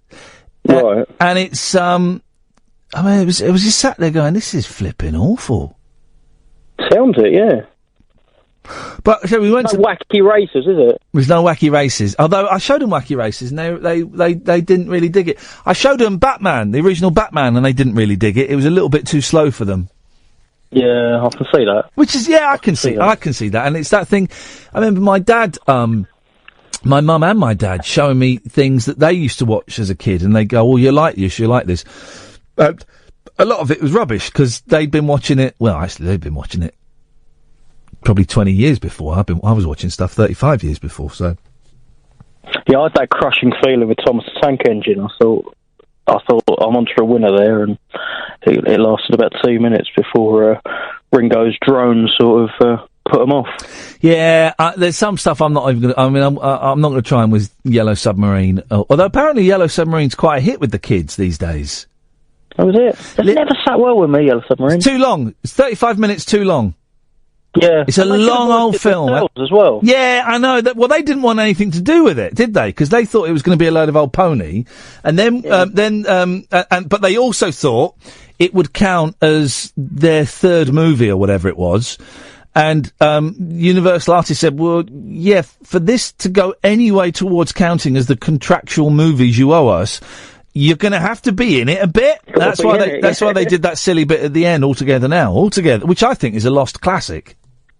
Yeah, I agree. I mean, I think a lot of the stuff around the Only a Northern Song and stuff like that, there's some pretty good... I mean, they're all... Only a Northern Song! That's one of Harrison's best, actually. Yeah. If you think these words are wrong... I was listening to that on Anthology. We're disappearing up our Beatles' anuses again, Tris. We can... plenty of time... I say there's plenty of time to do that on Monday. After... Yep. We have to disappear straight after that, because after, me and Kath obviously have to dash back to the Talk Radio offices to create hot radio. So there'll be no awkwardness, Trish, because we'll just rock up, we'll go in, we'll see the film, and then we'll shoot off. That's the perfect evening. Sounds brilliant, doesn't it? In fact, this is what we need to do. This is the perfect evening. When we're meeting friends and stuff, we say, right, gonna meet you outside this cinema 10 minutes before the film starts. Chit-chat as we go up the escalator, sit and watch the film, 10-minute chit-chat as we slowly walk down the escalator and walk to my car, then bye! And that's it, and the same with a meal. I've booked a restaurant for 7:30. We'll meet at 7:20, so we can, while we're waiting to get seated, chit-chat, sit down, eat, chat, dessert, no, go on, all naughty, go home. Yes. Perfect. You know, for me, that's absolute. You haven't got to travel together, you haven't got to travel home together, just meet up, go away. Yeah. Lovely. It's exactly how it should be. It's exactly how it should be. Triss, stay on the line. Kath will get your email and we'll send you all the details. We'll see you on Monday. Cheers, man. Tutty bye. 0844 499 1000. I'm Iain Lee. This is Talk Radio. 0844 499 1000 is the telephone number if you want to give us a call. There's a big furore going on because there's an exhibition of Pink Floyd memorabilia at the V&A. The V&A Museum and there was a big thing about it on Radio 4 yesterday. About this exhibition, you get to see the flying pig and all of that stuff. Where is it? It's in the paper. A Pink Floyd exhibition will feature unseen concert footage and handwritten lyrics at the V&A. I really struggle to think of a band more tedious than Pink Floyd. There really are, apart from the early stuff with Sid, and most of that was rubbish. You know, Arnold Lane's a good song, and See Emily Player's an excellent song, but, you know, most of it is pretty poor. Right, really.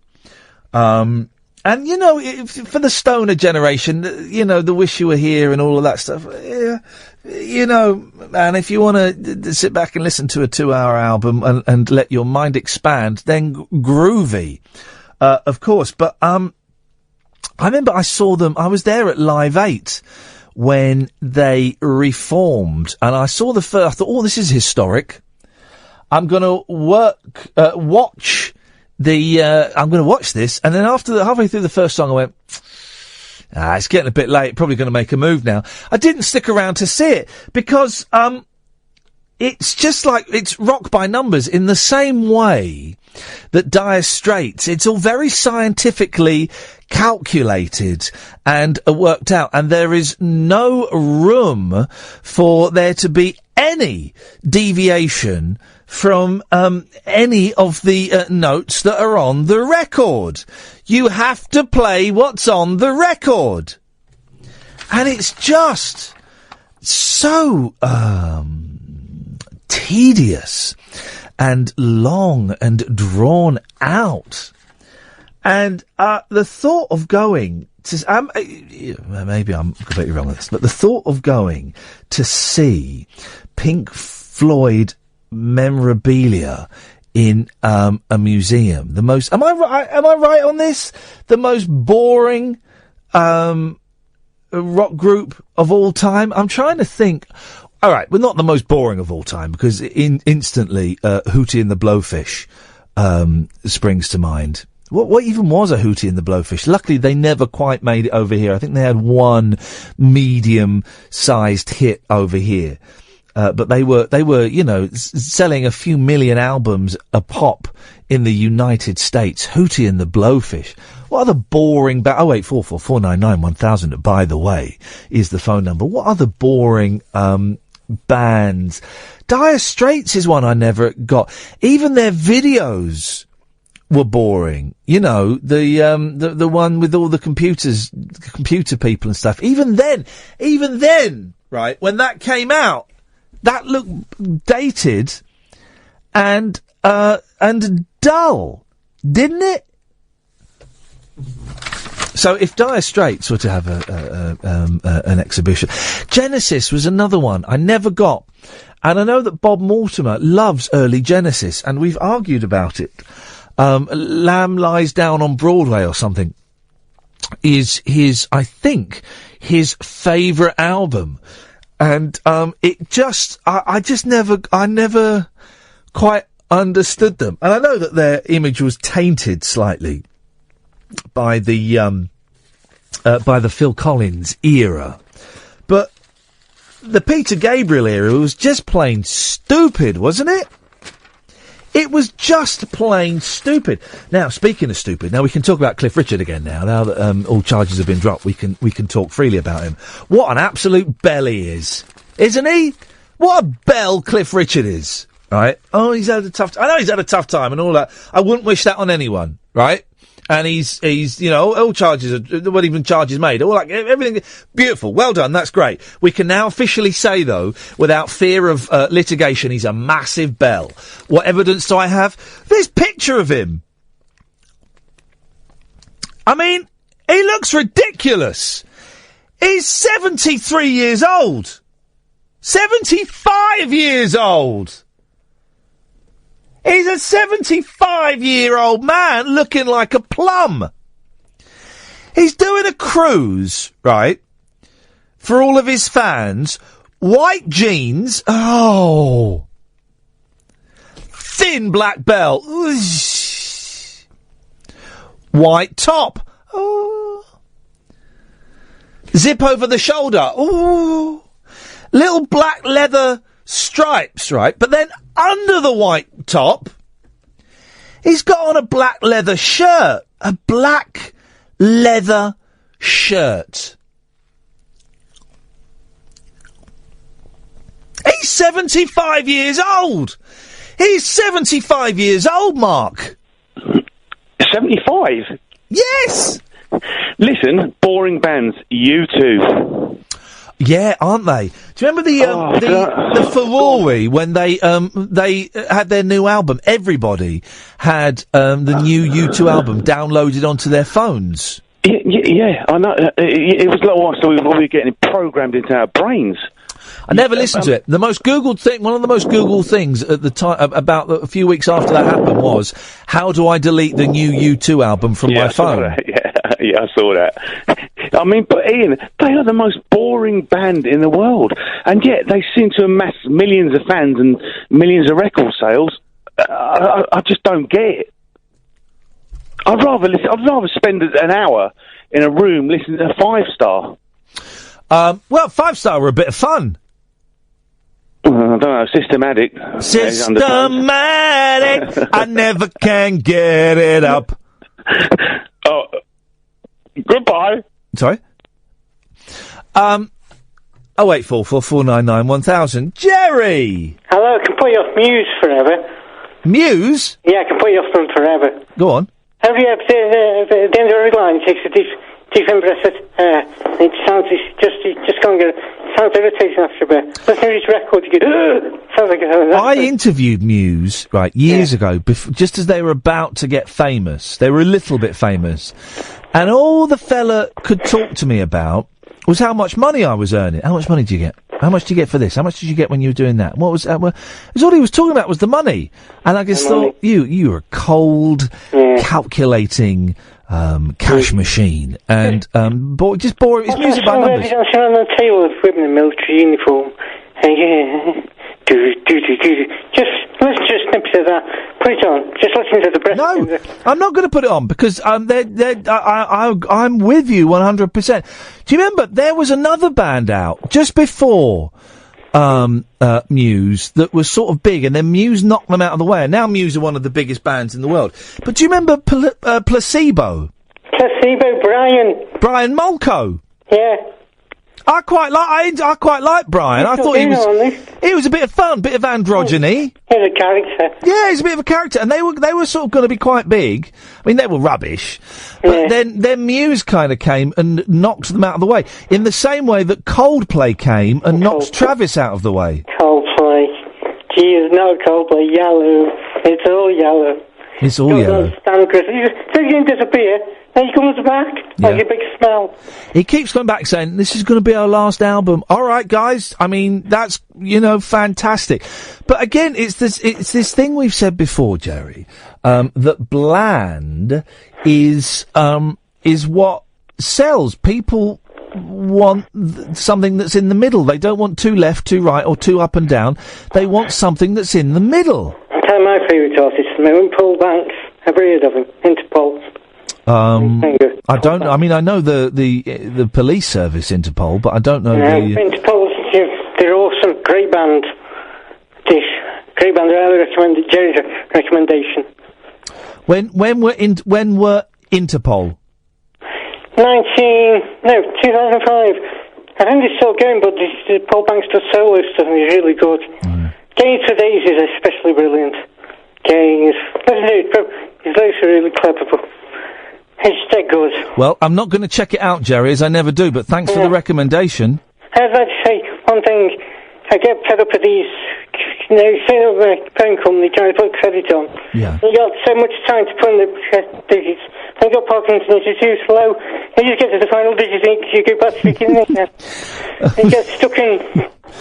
Well, yeah, it's not just people with Parkinson's that have the problem with that stuff as well. Yeah, I had a message. I'm about to go through an absolute nightmare with my mum because finally her savings have reached the £23,500, right? Oh, So she's about to get assessed, and they phoned me up. Right, this woman phoned me up 2 days ago, and I just put off phoning till today.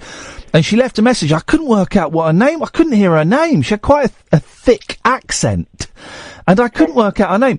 And then I've worked it out, and I phoned her up. Right, here we go. My mum's in a care home, right? And she said, right, okay, well, we're going to assess your mum, and I will meet you on Monday.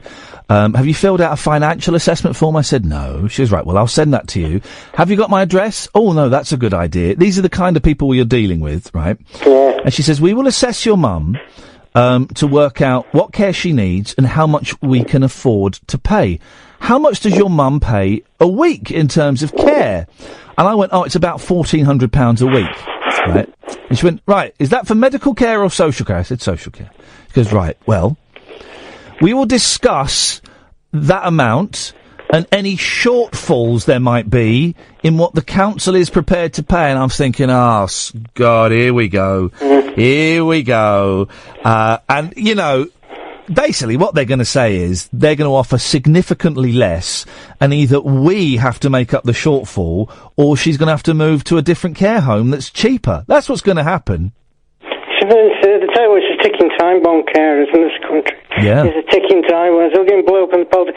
Keep cutting services, but it's going to blow up somewhere in the tube. Yeah, well, of course it will, because we're all going to need it, because no one's got, no one's got their homes, no one's got any money to afford to pay for 30, 40, 50 years of care. It really is. It scares me, because they keep coming back. And that's why hospitals are taking longer, because people are stuck at home, they injured themselves as soon as they go to hospital. And they go to school because the care's been cut back to 999. Yeah. It's horrendous. Politicians need to wise up instead of playing party games. We're all screwed, Jerry. You're screwed a little bit more than most of us at the moment, but we're all going to get there, man. We're all going to get there. Yeah, so this big time bomb can explode. Something to look forward to, mate. Bye, have a good weekend. All right, mate. I'll speak to you later on. Bye, take care. Talk to you, bye. 0844 499 1000. Yeah, well, we'll discuss on Monday when we meet. We'll discuss any shortfalls that there might be between that and what implications that has for you and your family. I'm thinking of. And I didn't say anything. I went, okay, I'm looking forward to meeting you on Monday morning. And what is going to be several months, many months of arguing and frustration and absolute misery. Do you want me to bend over now and take it now, or when do you want to give it to me? Sir Cliff Richard takes to the stage to perform... 0844 499 1000. Sir Cliff Richard takes to the stage to perform for fans, despite the pain he continues to endure over sex abuse allegations. He gave the audience the thumbs up as they rallied round him at the show. Fans mobbed Sir Cliff following the concert on Tuesday night. It came after he learned the decision not to prosecute him is under review. One fan, Wendy Webster, said, the thing is, you can't diss Cliff Richard fans. The thing is, he was never any good. That's the problem with Cliff Richard. He was never really... Wired for Sound was quite good. In the Country's good, and Bachelor Boy are good. That's it. The rest of it, I mean, really, quite ropey. That's why he never made it in America. Cliff's one fan, Wendy Webster, said, "I feel we should only be positive today. Cliff stated he's back to his best, so let's keep that huge bubble going and not let anyone deflate it."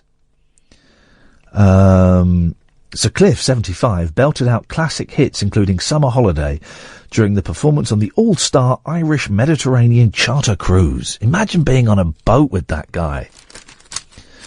And the outfit is just, I mean, come on, man. You're 75 and you're not the Peter Pan of pop anymore. Really. You look like a waxwork that's been left too close to the fire. Later, he posed for a huge group photo with hundreds of fans who'd packed the auditorium, some of whom were in tears at meeting their idol. I can dig that. I can get that. John Coughlin said, hanging out with Sir Cliff on the cruise. Great concert and a very nice person. He looks good for a 75-year-old. The singer said he wanted to start performing on cruises as he slows his work schedule down after 2 years of hell. And it goes on to all the stuff, which is irrelevant. I mean, the outfit he's wearing, he looks like an absolute prune, dear listener, doesn't he? Yes, thank you. I'm glad you agree. Right, another hour to go. We're going to play the Neil Hannon interview very shortly, and we'll play a couple of songs from his new album as well, because it's excellent. I've got to try and find one that's not got swears in, though. 0844 499 1000. I'm Iain Lee. This is Talk Radio. Late night, Iain Lee on Talk Radio. We have ways of making you talk.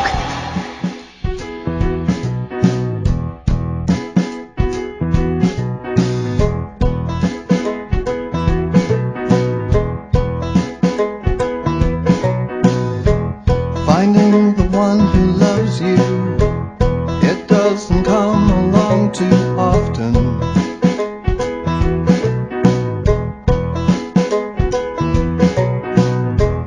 Finding the one who loves you, the one who really loves you, who thinks so highly of you, doesn't come round every day.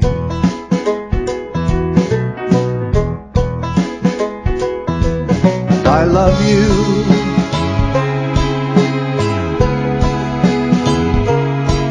I love you.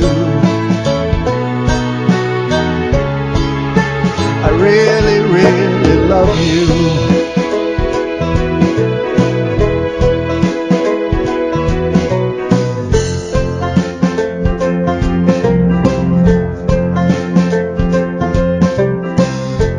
Finding the one who has it isn't as easy as it should be.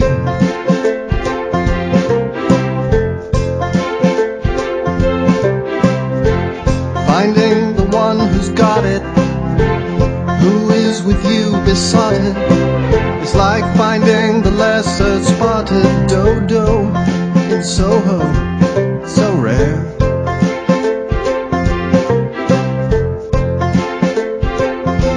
And you've got it, yeah, you've got it. Yeah, you really, really got it. Ha.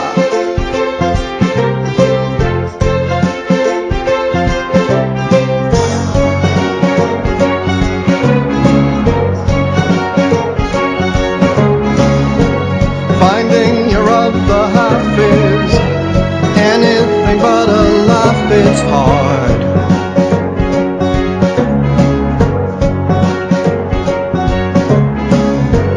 Finding the one who frees you, the one who really sees you, the one who'll never, ever leave you, shouldn't be this hard.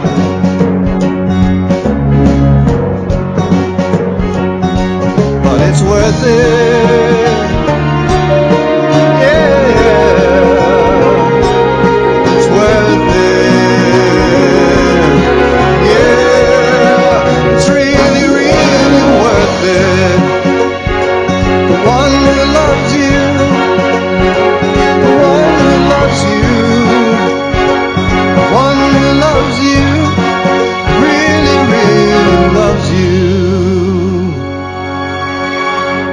Hello, Neil. Can you hear me? Hello. Hello. Can you hear me? Hello. Yes, I can. There we go. Hey, man. Nice. Is that Ian? Yeah, nice to talk to you, man. It's good. Listen, the new album, I've been listening to it back to back in my car. It says here in your press release, it's flamboyantly melodic, lyrically audacious, sumptuously arranged, fantastically overblown. Who writes this stuff, man? Me.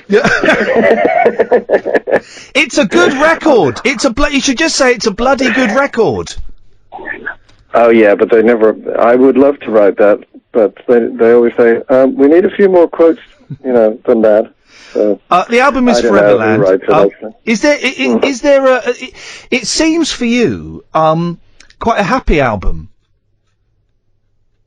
Happy, blissful. It's hard to say. I guess so.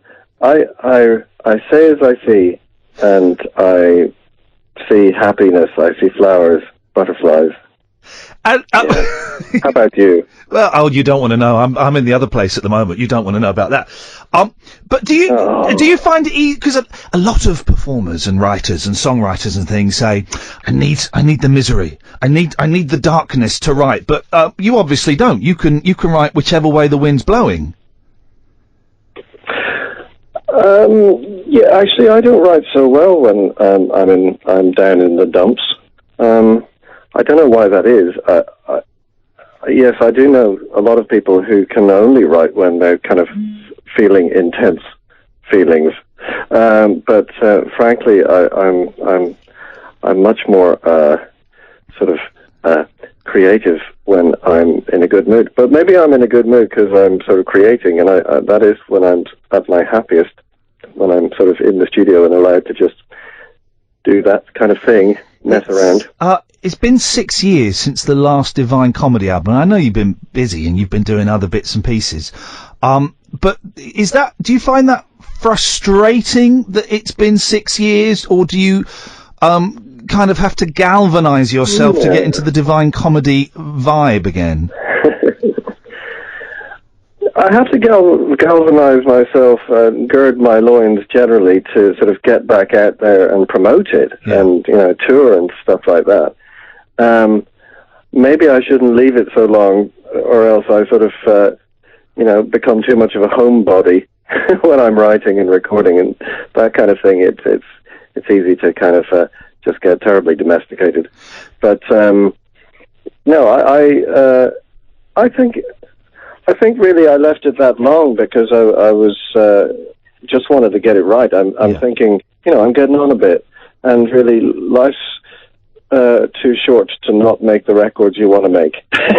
You mentioned the domesticated. The new single is "How Can You Leave Me on My Own." It's hilarious. It's one of those clever songs that's got jokes in, and it's funny, but it's a brilliant song.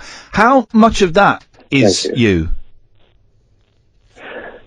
Well, it's totally autobiographical, but I like to think, like with a lot of my songs, I like to think that I'm not alone in this, and that I can write about how males degrade when left alone by their other halves for a weekend, how we regress to our caveman roots.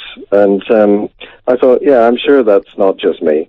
So I thought there ought to be a song about it. It's great. It is. I've just had 3 weeks where everyone's been away on holiday and stuff, and it's spot on because it's not too bad, but it's about eating too many biscuits and watching too much telly and looking at a bit of porn. It's all that kind of stuff that we end up doing, I know, and it's stuff that sort of afterwards, when they come home, you think, what have I actually been doing for the last however long? You know, I have achieved nothing. Absolutely nothing.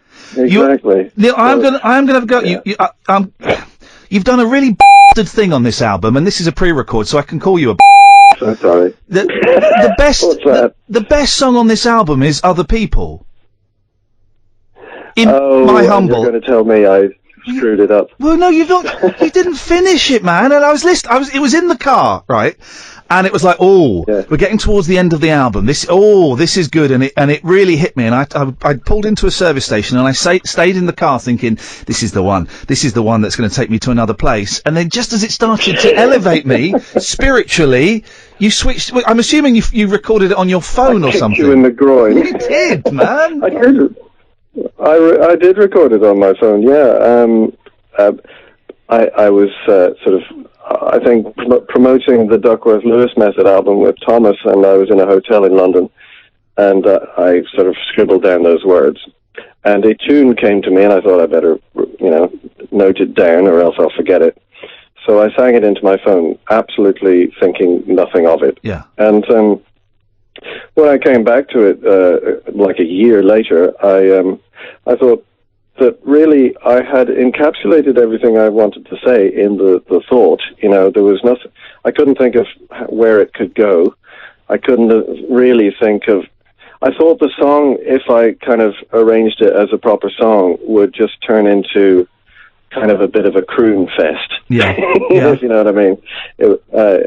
And I didn't want that either, because I thought it was quite an important thought. So I just stuck some strings on it and let it do its thing. And the blah blah blah at the end is a little throwaway, a little slapdash, but it leads so well into the next song that I had to do it. But I'm sorry, I apologise. Well, apology accepted. But do finish it one day. But you're right. It does go into The One Who Loves You nicely. You've got a big tour coming up in October next year, and I see loads of it is sold out, and you're playing everywhere, and you're doing the Palladium next year, and huge venues and stuff. And you'll be doing more of these interviews, and you'll be doing bits of TV and stuff. Do you enjoy the TV and the interviews and the live experience? I always imagine you as, this is me totally making up, but kind of, being a bit shy and a bit quiet and not really digging that side of it. I do probably have more fun throwing the ball for the dog in the back garden. Yeah. And yet, when I'm talking to you, when I'm talking to other people who are interested in what I do, it's actually quite fun. It's all the bits in between, really, that get me down, and sort of being away from home. Yeah. With touring, I absolutely love playing live. I love being on stage and showing off. And yet, touring is a bit of a. You have to take a very deep breath before you get on the bus. Yeah. Not just because it smells either. And what are we going to see this year? Because I've seen you with a band, and I've seen you with an orchestra, and I've seen you when it's just been you and a piano. What is it going to be this time? It's going to be the band option in the middle. Right. It's a reasonably large band, and we tick all the boxes, really, arrangement-wise, and we make a good old racket. And, the orchestra, well, you have to be feeling very flush for all of that. And you have to it has to be a special occasion, I think. And it's good to keep it for special occasions. But for a big old sort of Europe-wide tour, kind of a nice, solid, well-rehearsed band. How did you? It's got the arrangements on the album they are delightful. How did you do the orchestra this time? I know that for an album previously, and I can't remember which one, maybe Regeneration or Absent Friends, I'm not sure. You recorded all the tracks, and then you hired an orchestra for a day. And you banged it all out. You banged it out with an orchestra. I don't know if that's the correct musical term, but the orchestra banged it all out in a day. Is that how you did it with this? Well, it varies a little from each one album to the next, depending on sort of how thorough I've been in my own arrangements. But this one, I did them all really, and I do them on the computer.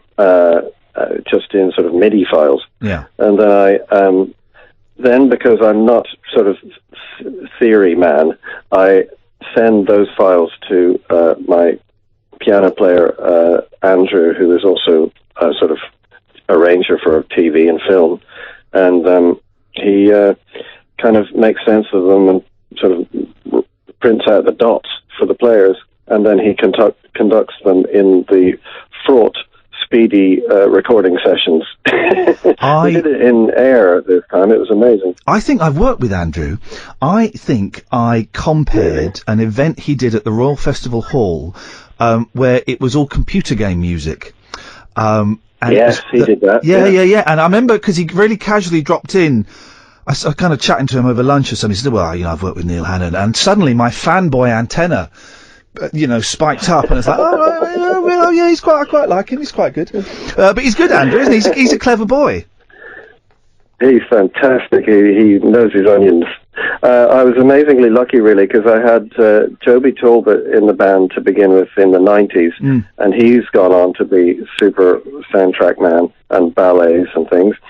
And then I was lucky to find another sort of equally talented person, because I can't really do it all by myself. I know where the notes should go, I just don't know how to tell people how to play them. Yes. You know what I mean? I was going to say, do you miss the band? Because when the Divine Comedy started, it was, what was it, a 4-piece, 5-piece, kind of little, slightly arty indie band. Do you miss being equals in a band? I'd love to say that obviously we were equals as people, but it was always my band, and I always kind of said what happened, and they were very nice to go along with it for so long. Yeah. I miss them all. I especially miss poor Miggy Baradas, who was our drummer, who died recently. Oh gosh, I'm sorry. Which was very sad. Yeah. I've developed another kind of band in a slightly more loose sense. It's always kind of the same pool of musicians that I drove from. We all have a great old time when we're working together, but then they go back to their normal lives, so it's not as intense as in the old days. And do you miss, there was a delightful period when, because I latched onto you quite early on, and then you became like proper pop stars, and you were a pop star, and you were doing Top of the Pops, and I think maybe you did The Word and stuff like that. I always, from the outside, it always looked a little bit uncomfortable. These intelligent, kind of witty pop tunes are popping up on Top of the Pops. Did you feel out of place then?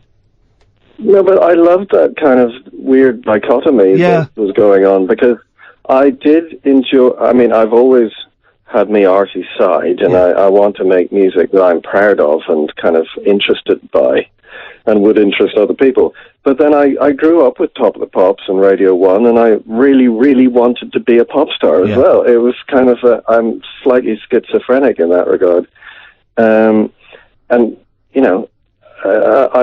It was only watching Phil Oakey and Adam Ant that kind of forced me to do this job, So to reach that and, to fulfill those ambitions was brilliant. But then, obviously that dissipates, and you kind of go, what will I do now? And this is what I do now. I kind of just I enjoy the work more than back then. It was all very rushed in the 90s. And now I kind of get to really sort of just knuckle down and make exactly the sort of music I want to hear. And have you never thought of dropping the Divine Comedy title? Is that and going out as Neil Hannon? Yeah, I've thought about it, but in the end, it's a nice demarcation between all the other stuff I do, which I do under the name Neil Hannon, like all the commissions for the Festival Hall and musicals and things. And so that when I come to make a pop record, people instantly know what it's going to be like, because they have expectations for it. Yeah. And I was lucky, because when I chose the name, it was slightly at random, and I thought, well, that'll do for the demo, but I think we've grown into it, rather. I quite like it now. It's quite good. It suits you. You could go places. It's all right. I mentioned. Are you still off Twitter? Last time I spoke to you was years ago. You'd sworn off Twitter and all of that nonsense. On it, so it's not my cup of tea. I don't know. I feel too much pressure to be kind of on and witty and all the time, and I like to sort of turn into an ordinary person again once I've finished with my sort of being out there in the world. So, no. The reason I mentioned this is because I said on Twitter I was going to talk to you tonight, and if anyone had any questions, and by far and away, the most popular question was, will there be another Duckworth-Lewis Method album? Oh, right. Okay. Well, you weren't expecting that, were you? I would say, no, not really. It's usually kind of, how did you come up with My Little Pony? There were a couple of those. I always get the name wrong. There were a couple of My Little Pony. Yeah, but no, I think probably one album about cricket was, kind of funny. Yeah. 2 albums about cricket was insane. So I think 3 would just explode in a vacuum of weird wormhole space. No, I think we'll definitely sort of come out of the woodwork at some point in the future to play those 2 albums, those 2 classic albums, which we're very proud of. Oh, they're brilliant. And I hate cricket. I think it's a terrible, terrible waste of time. But the only good thing... That's what's so good about it. Cricket's awful, but you did write 2 really good albums. We realise its futility. Thank you. No, we'll play it again some sunny day, and we'll wear the boaters and grow the facial hair. But I don't think we'll make another one because we've kind of run out of ideas. Do you want to? The new album is Foreverland, and it is delightful. And there are tour dates in October all around the country, and then there are a few more in February, including the London Palladium and other places. And most of them are sold out. The DivineComedy.com will have them all. Is there a song on the album that you would like us to play that you think might get a little bit lost? Amidst the hit singles on there. You've got to play A Desperate Man. That's not going to get a lot of outings, and it's great fun. It's like a big orchestral wig out. Yeah, it's good. It's kind of, what's the word? Is there a word deserty? It's quite deserty. It's a bit deserty. Yeah. Yeah, it's got a sort of a Moroccan bazaar element to it. That's it. More technical, Moroccan bazaar. That's why you're the musician, Neil, and I'm just some idiot that talks about music on the radio, because I use words like deserty. Listen, man, it's brilliant. I'm so glad that you're alive and you're well and you're happy, and the new record is a treat. And hopefully, I'm going to try and come along to one of the Palladium gigs next year. Excellent. I look forward to it. Thanks, Ian, so much. One. Take care, Neil. Speak soon. Bye bye. Bye. Bye.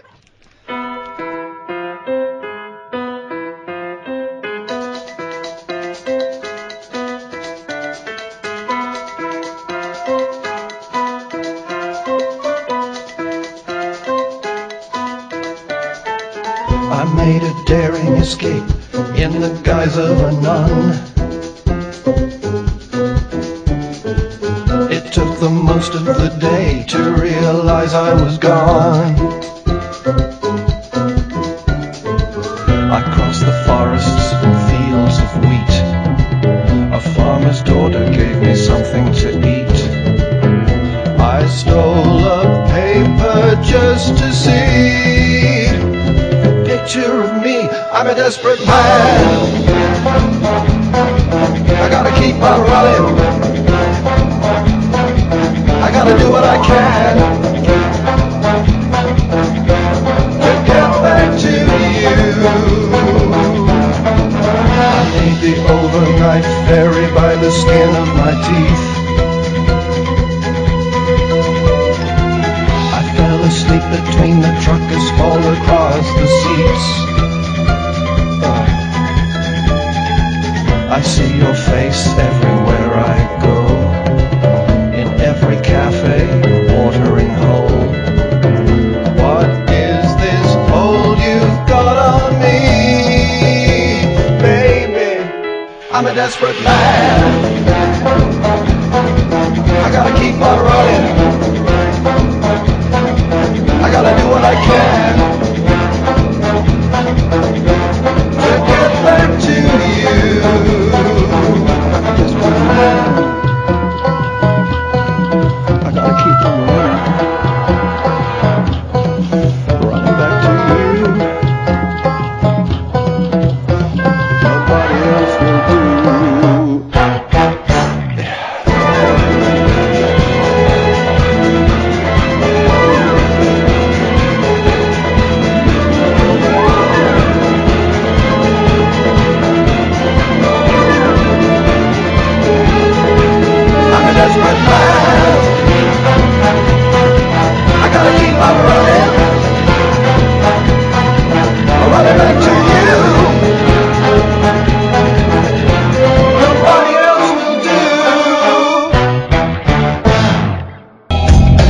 I got sent an actual 0844 499 1000, by the way, if you want to call for the last half hour of the show, we call you back. I got sent an actual, genuine letter today from a listener, a guy called Mark, right, and he says very nice things about the show. Thank you, Mark. And he says, I have sent you these hilarious moustache pencils, and he has sent us some, well, they are moustache pencils. I don't know if I would say they were hilarious, but they're pencils with moustaches at the top. Please could you give Kath one for me? I'm assuming he means a moustache pencil, not a bunk up. Then he says, please excuse my writing, I'm blind. Well, now here's the thing I found out, maybe at the other place, that blind doesn't mean what I would consider to be blind these days. Because I would consider blind to be, like, you can't see anything. It's like you're in a dark room. You can't see anything. But blind doesn't mean that, does it? Blind, visually impaired. Visually impaired to me would mean you can sort of see stuff. There's something there. And blind is like you can't see nothing. But I'm guessing he can't be completely blind because his writing, well, it's on the lines. And I can read. It's neater than my writing, and that's not me being patronising. It genuinely is neater than my writing. One of my great embarrassments is when someone asks to look at something I've written down. I hate my writing. I can't do it. I write in block capitals because I'm a dunce. But then he says something, and good luck with this, Mark. P.S. Although I don't know why he's done the PS there, because he's not signed it. So anyway, maybe that's his blindness coming into play. I don't know. 0844 499 1000. PS. Could you send me a Talk Radio goodie bag or something? No.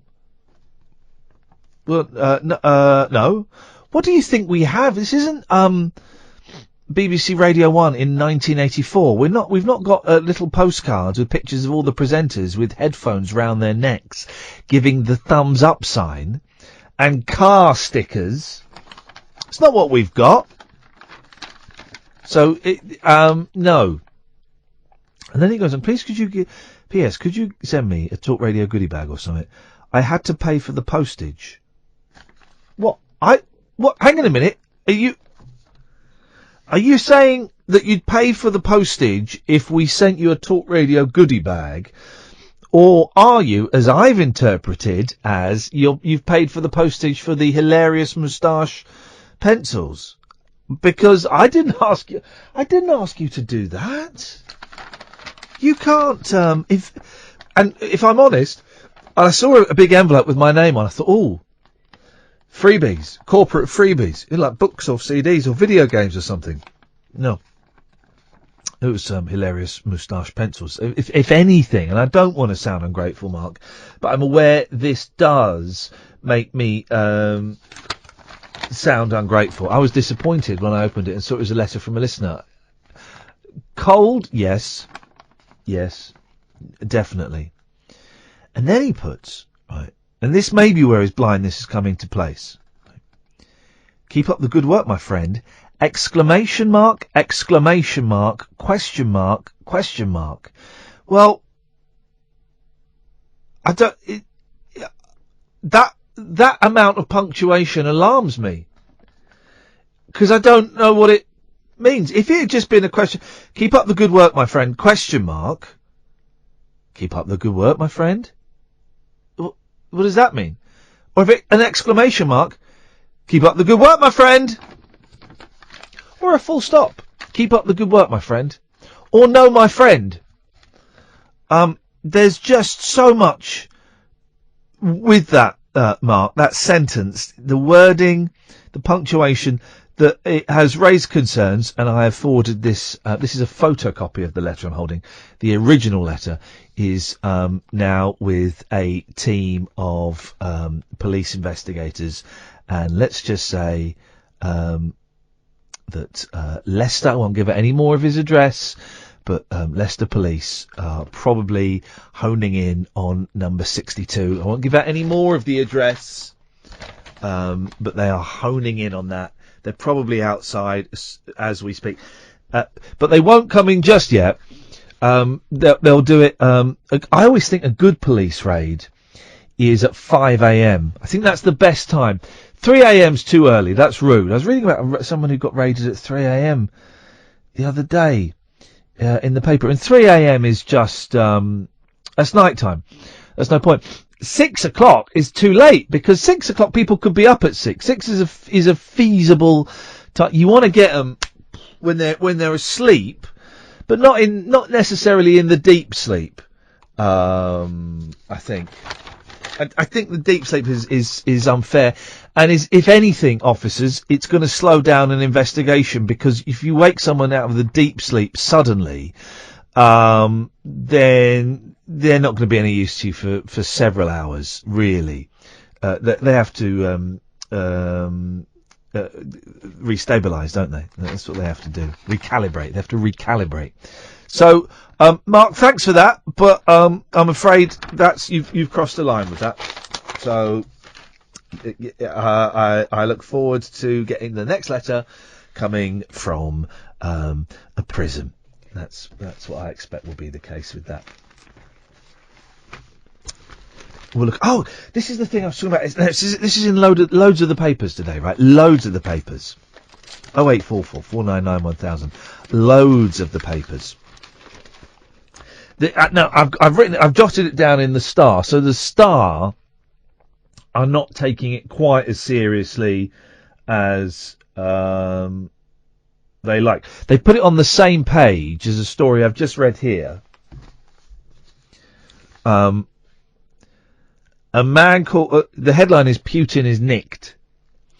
A man called Vladimir Putin was arrested after screaming at staff in a supermarket in Florida. That's not a story under any stretch of the imagination, is it? No, but this is a flipping story, guys. This is a flipping story. And this ties in with, I think it was Steve, the drunk bloke from Manchester that called in earlier on. This ties in exactly with what that Muppet was saying. Alien hunters have been sent into a frenzy by a mysterious signal from outer space. Now, this is like proper. It's in the Star, so I'm not even going to... Well, I will give you the headline. Hi, Earth, this is E.T. calling. Aliens dialed us. And then there's a picture of E.T. That is, I think, is disrespectful to the actual science. And I genuinely believe all that. I believe that there has to... Of course there has to be life on other planets. I don't think that video that we watched earlier on captured it, unfortunately. But listen to this. Listen to this. Space has made contact with the Earth, right? E.T. may have finally phoned Earth in a 2-second flash of microwave radiation picked up by Russian telescopes. Boom. We're in. We are in. The eerie message is believed to have come from the Hercules constellation, which is nearly 100 light years away. Now, here we go. We want to get this dude on. Dr. Seth Shostak. Is that Dr. Shostak? We should have got Joe Lavens on. Joe Lavens is a UFO expert. Maybe we'll get him on tomorrow. Dr. Seth Shostak. Oh, by the way, don't come to the station tomorrow because that's not happening. Good. Glad that message has got through. Dr. Seth Shostak of the Search for Extraterrestrial Intelligence Institute. E-T-I-I. It doesn't spell anything. S-E-T-I-I. It doesn't SETI. Oh, it doesn't spell anything. Thought those things are supposed to spell words, aren't they? If you're going to take the first letters of something, make them spell a word. Otherwise, what is the point of it? What's the point of having an institute if the letters don't spell a word? Anyway, Dr. Shostak says, could it be another society sending a signal our way? That's possible. We're in. We are in. However, some researchers have argued that the flash could have been caused by anything from a stray TV transmission or a spy satellite. That bit's irrelevant to the story. The fact is, guys, and this is the fact, right? Of course there is other life out there. Of course there is. It's inevitable. Oh, here's the thing I don't get about the BFG, right? He's really nasty, right? Because he kidnapped 2 children, and one of them has died, right? Spoiler alerts. A child in his care that he has stolen has died, right? And then he sends the army to go and imprison all of the other giants, and then send them on like a really crappy island. They're like on a rock in the middle of nowhere. That's what, and they're infinite, right? Those guys live forever, right? And he sent them to live on like a really cold, horrible rock somewhere. So that's another reason I didn't like the BFG. I thought he was horrible. I thought he was mean. Oh, he's got these dream wobbles in my booger eye. He looks like that, doesn't he? You think, flipping it, man. He did my nutting, actually, now I think about it. I give it 3 out of 10. 0844 499 1000. Carl, coming to you after this. I just had a message on Facebook. Excuse me, Ian. When you said, please tell me that when you said you wanted to kill everybody on the Smiley Smile message board, it was a weak attempt at humour. Sorry? I meant it. Hey, Carl! Hey, Carl! Hello. Guess who's coming on the show on Tuesday? I don't want to talk. Sorry? Go on, carry on. What were you going to say? I just wanted to say, I tweeted you for a band, Cosmic Rough Riders. Who are they? Because I know you like the Beach Boys. Yeah. And they're very similar. The Cosmic Rough Riders? Honestly, listen to it and make your decision. I'm going to... do you know what I'm going to do? I'm going to listen to it. Cosmic Rough Riders... Got great reviews. Revolution... are they a new band? No, they've been going for a while. Revolution in the Summertime? Is that a good one to start with? Yeah, listen to that. It's great. All right, hang on a minute. Stay there. Oh, I recognise their typeface. It's a great album.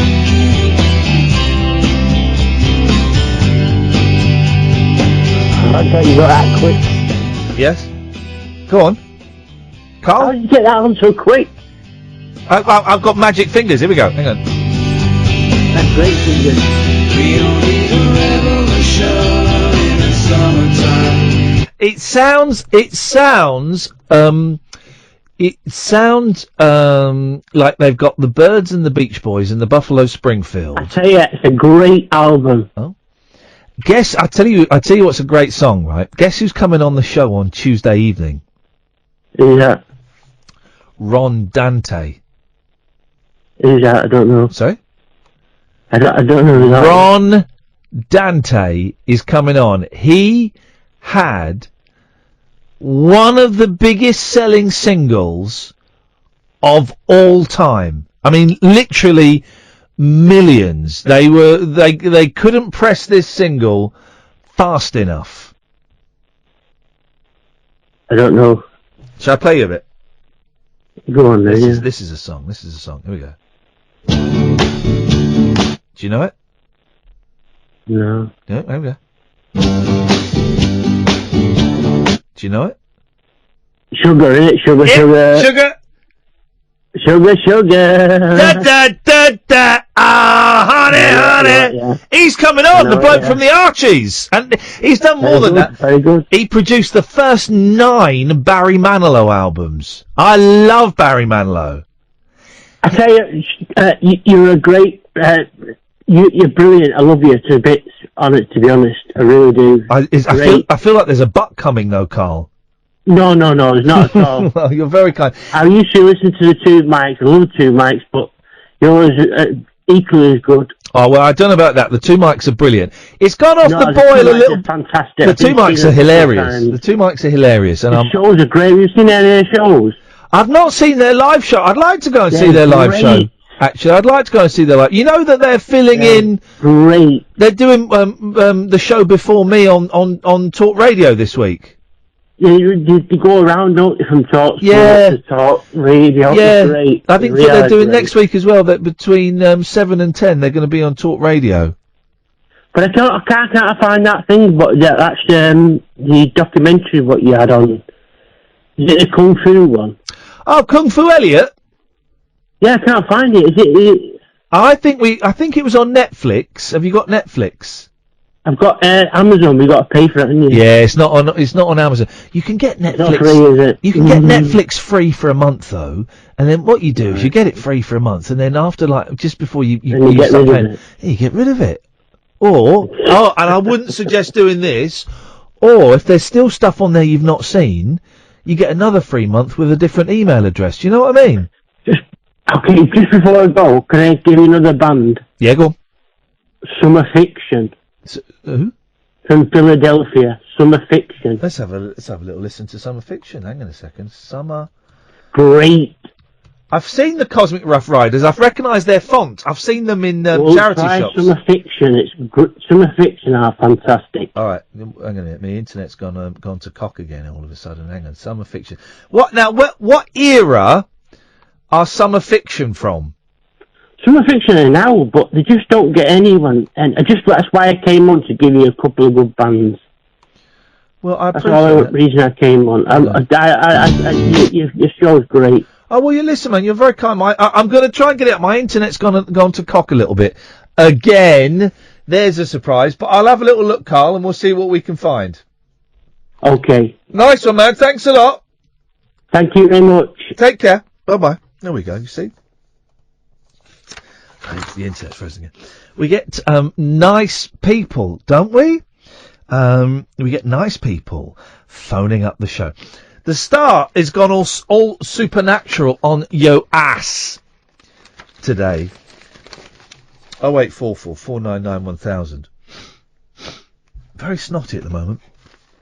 I think I'm getting a cold, guys. Actually, I don't think I'm getting a cold. I just think anyway. Haunted Boozer has 14 spirits. Now this, I'm not, so, the alien thing, oh yeah, I'll buy that. This, no. The alien thing has got scientists involved, right? And is probably true. This is, bullshine. Landlord Sean, it's just a gimmick for the guy's pub. I've not read the full story. If the name of the pub is mentioned, I'm not going to say what it is. I'm not going to give them the publicity that they so crave. Landlord Sean, I'm not going to give his last name either because you could look it up, reckons 14 spirits are haunting his pub. He and his family say they have been pestered by both playful and menacing ghouls. Sean said his 3-year-old daughter, Mia, happily plays hide-and-seek with the ghost of a boy called Sean. The same name as him, Sean. You can spell Sean two ways, can't you? The S-E-A-N, and I think the more practical S-H-A-U-N. You can spell it a third way if you're a lady. You can substitute the U for a W. But I don't trust, and this is a weird prejudice, right? And in terms of, like, it's not like racism or sexism or something. I don't trust Sean's when it's S-E-A-N. There's just something I just think, and I think I've got a very hazy memory of being betrayed or getting the whatsits kicked out of me or something by a Sean at school who spelt it S-E-A-N. Or he was smelly or something. There was just something about a Sean spelled S-E-A-N that's put me off them for life, really. So, you know, judge me by that if you will. Another spook has threatened to kill him. Flippin' heck. Sean, 44, landlord of the pub in Cheshire, said there are at least 14 spirits upstairs.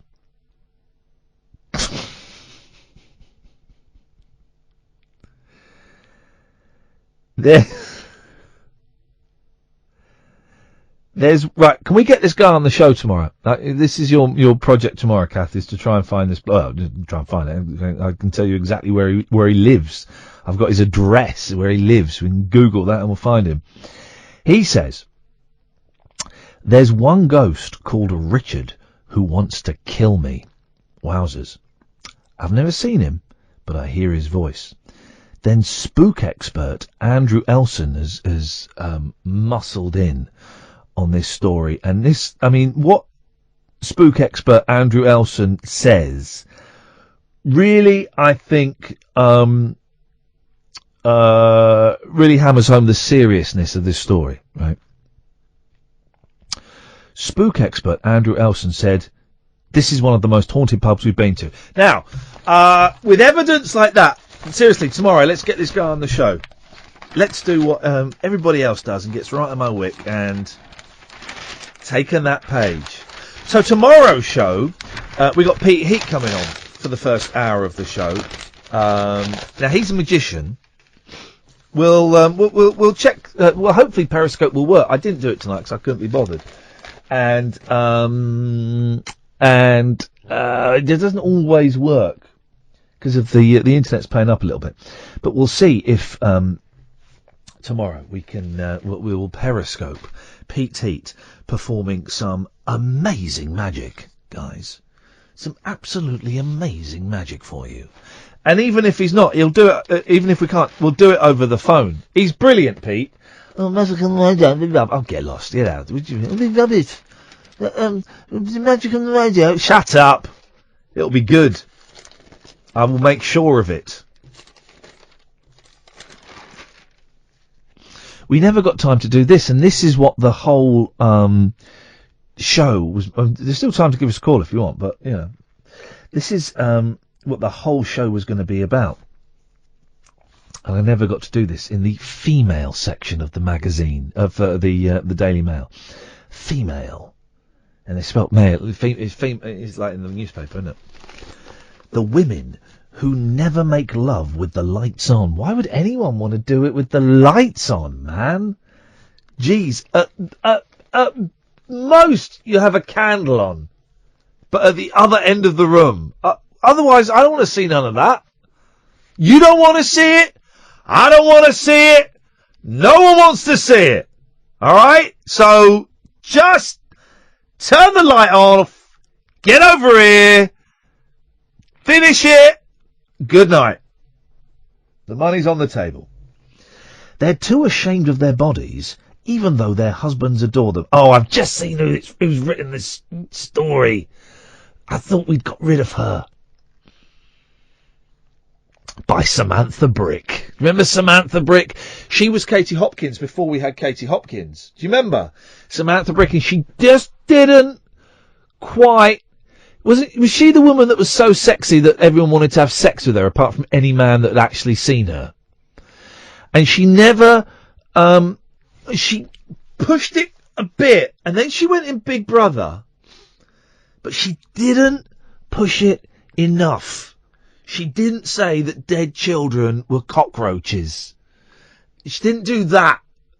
Didn't push the hatred. She was afraid to turn it racist. That's what her problem was.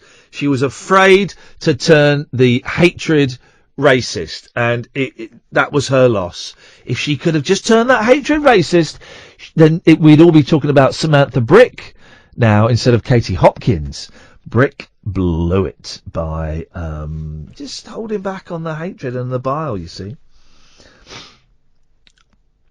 Most couples feel secure in the knowledge that in the marital bedroom they can truly be themselves. I don't think they do.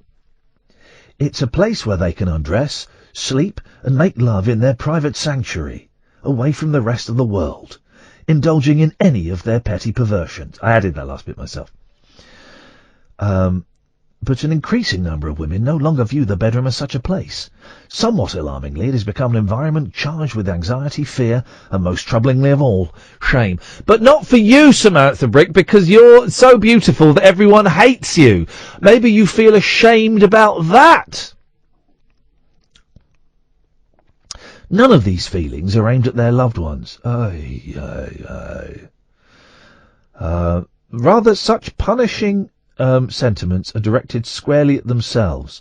At the heart of the problem is such a loathing of their bodies, they refuse to make love with the lights on. I don't understand why the thing about sex in the dark, that's normal, right? That's normal to do it in the dark. No one wants to, hey. The findings also revealed how 2 in every 3 women hated seeing themselves naked. Again, is that unusual? I hate seeing myself naked. 60% of women avoiding their reflection in the mirror. And then it's got some pictures of some hot women that don't like being naked. Okay, there you go, guys. What can I tell you? Right, so tonight's show at 10 o'clock. We've got Pete Heat. Don't forget, you can get the podcasts by going to iTunes and your usual podcast provider. Type in Iain Lee, IAINLEE, and lo and behold, you'll have joys to download.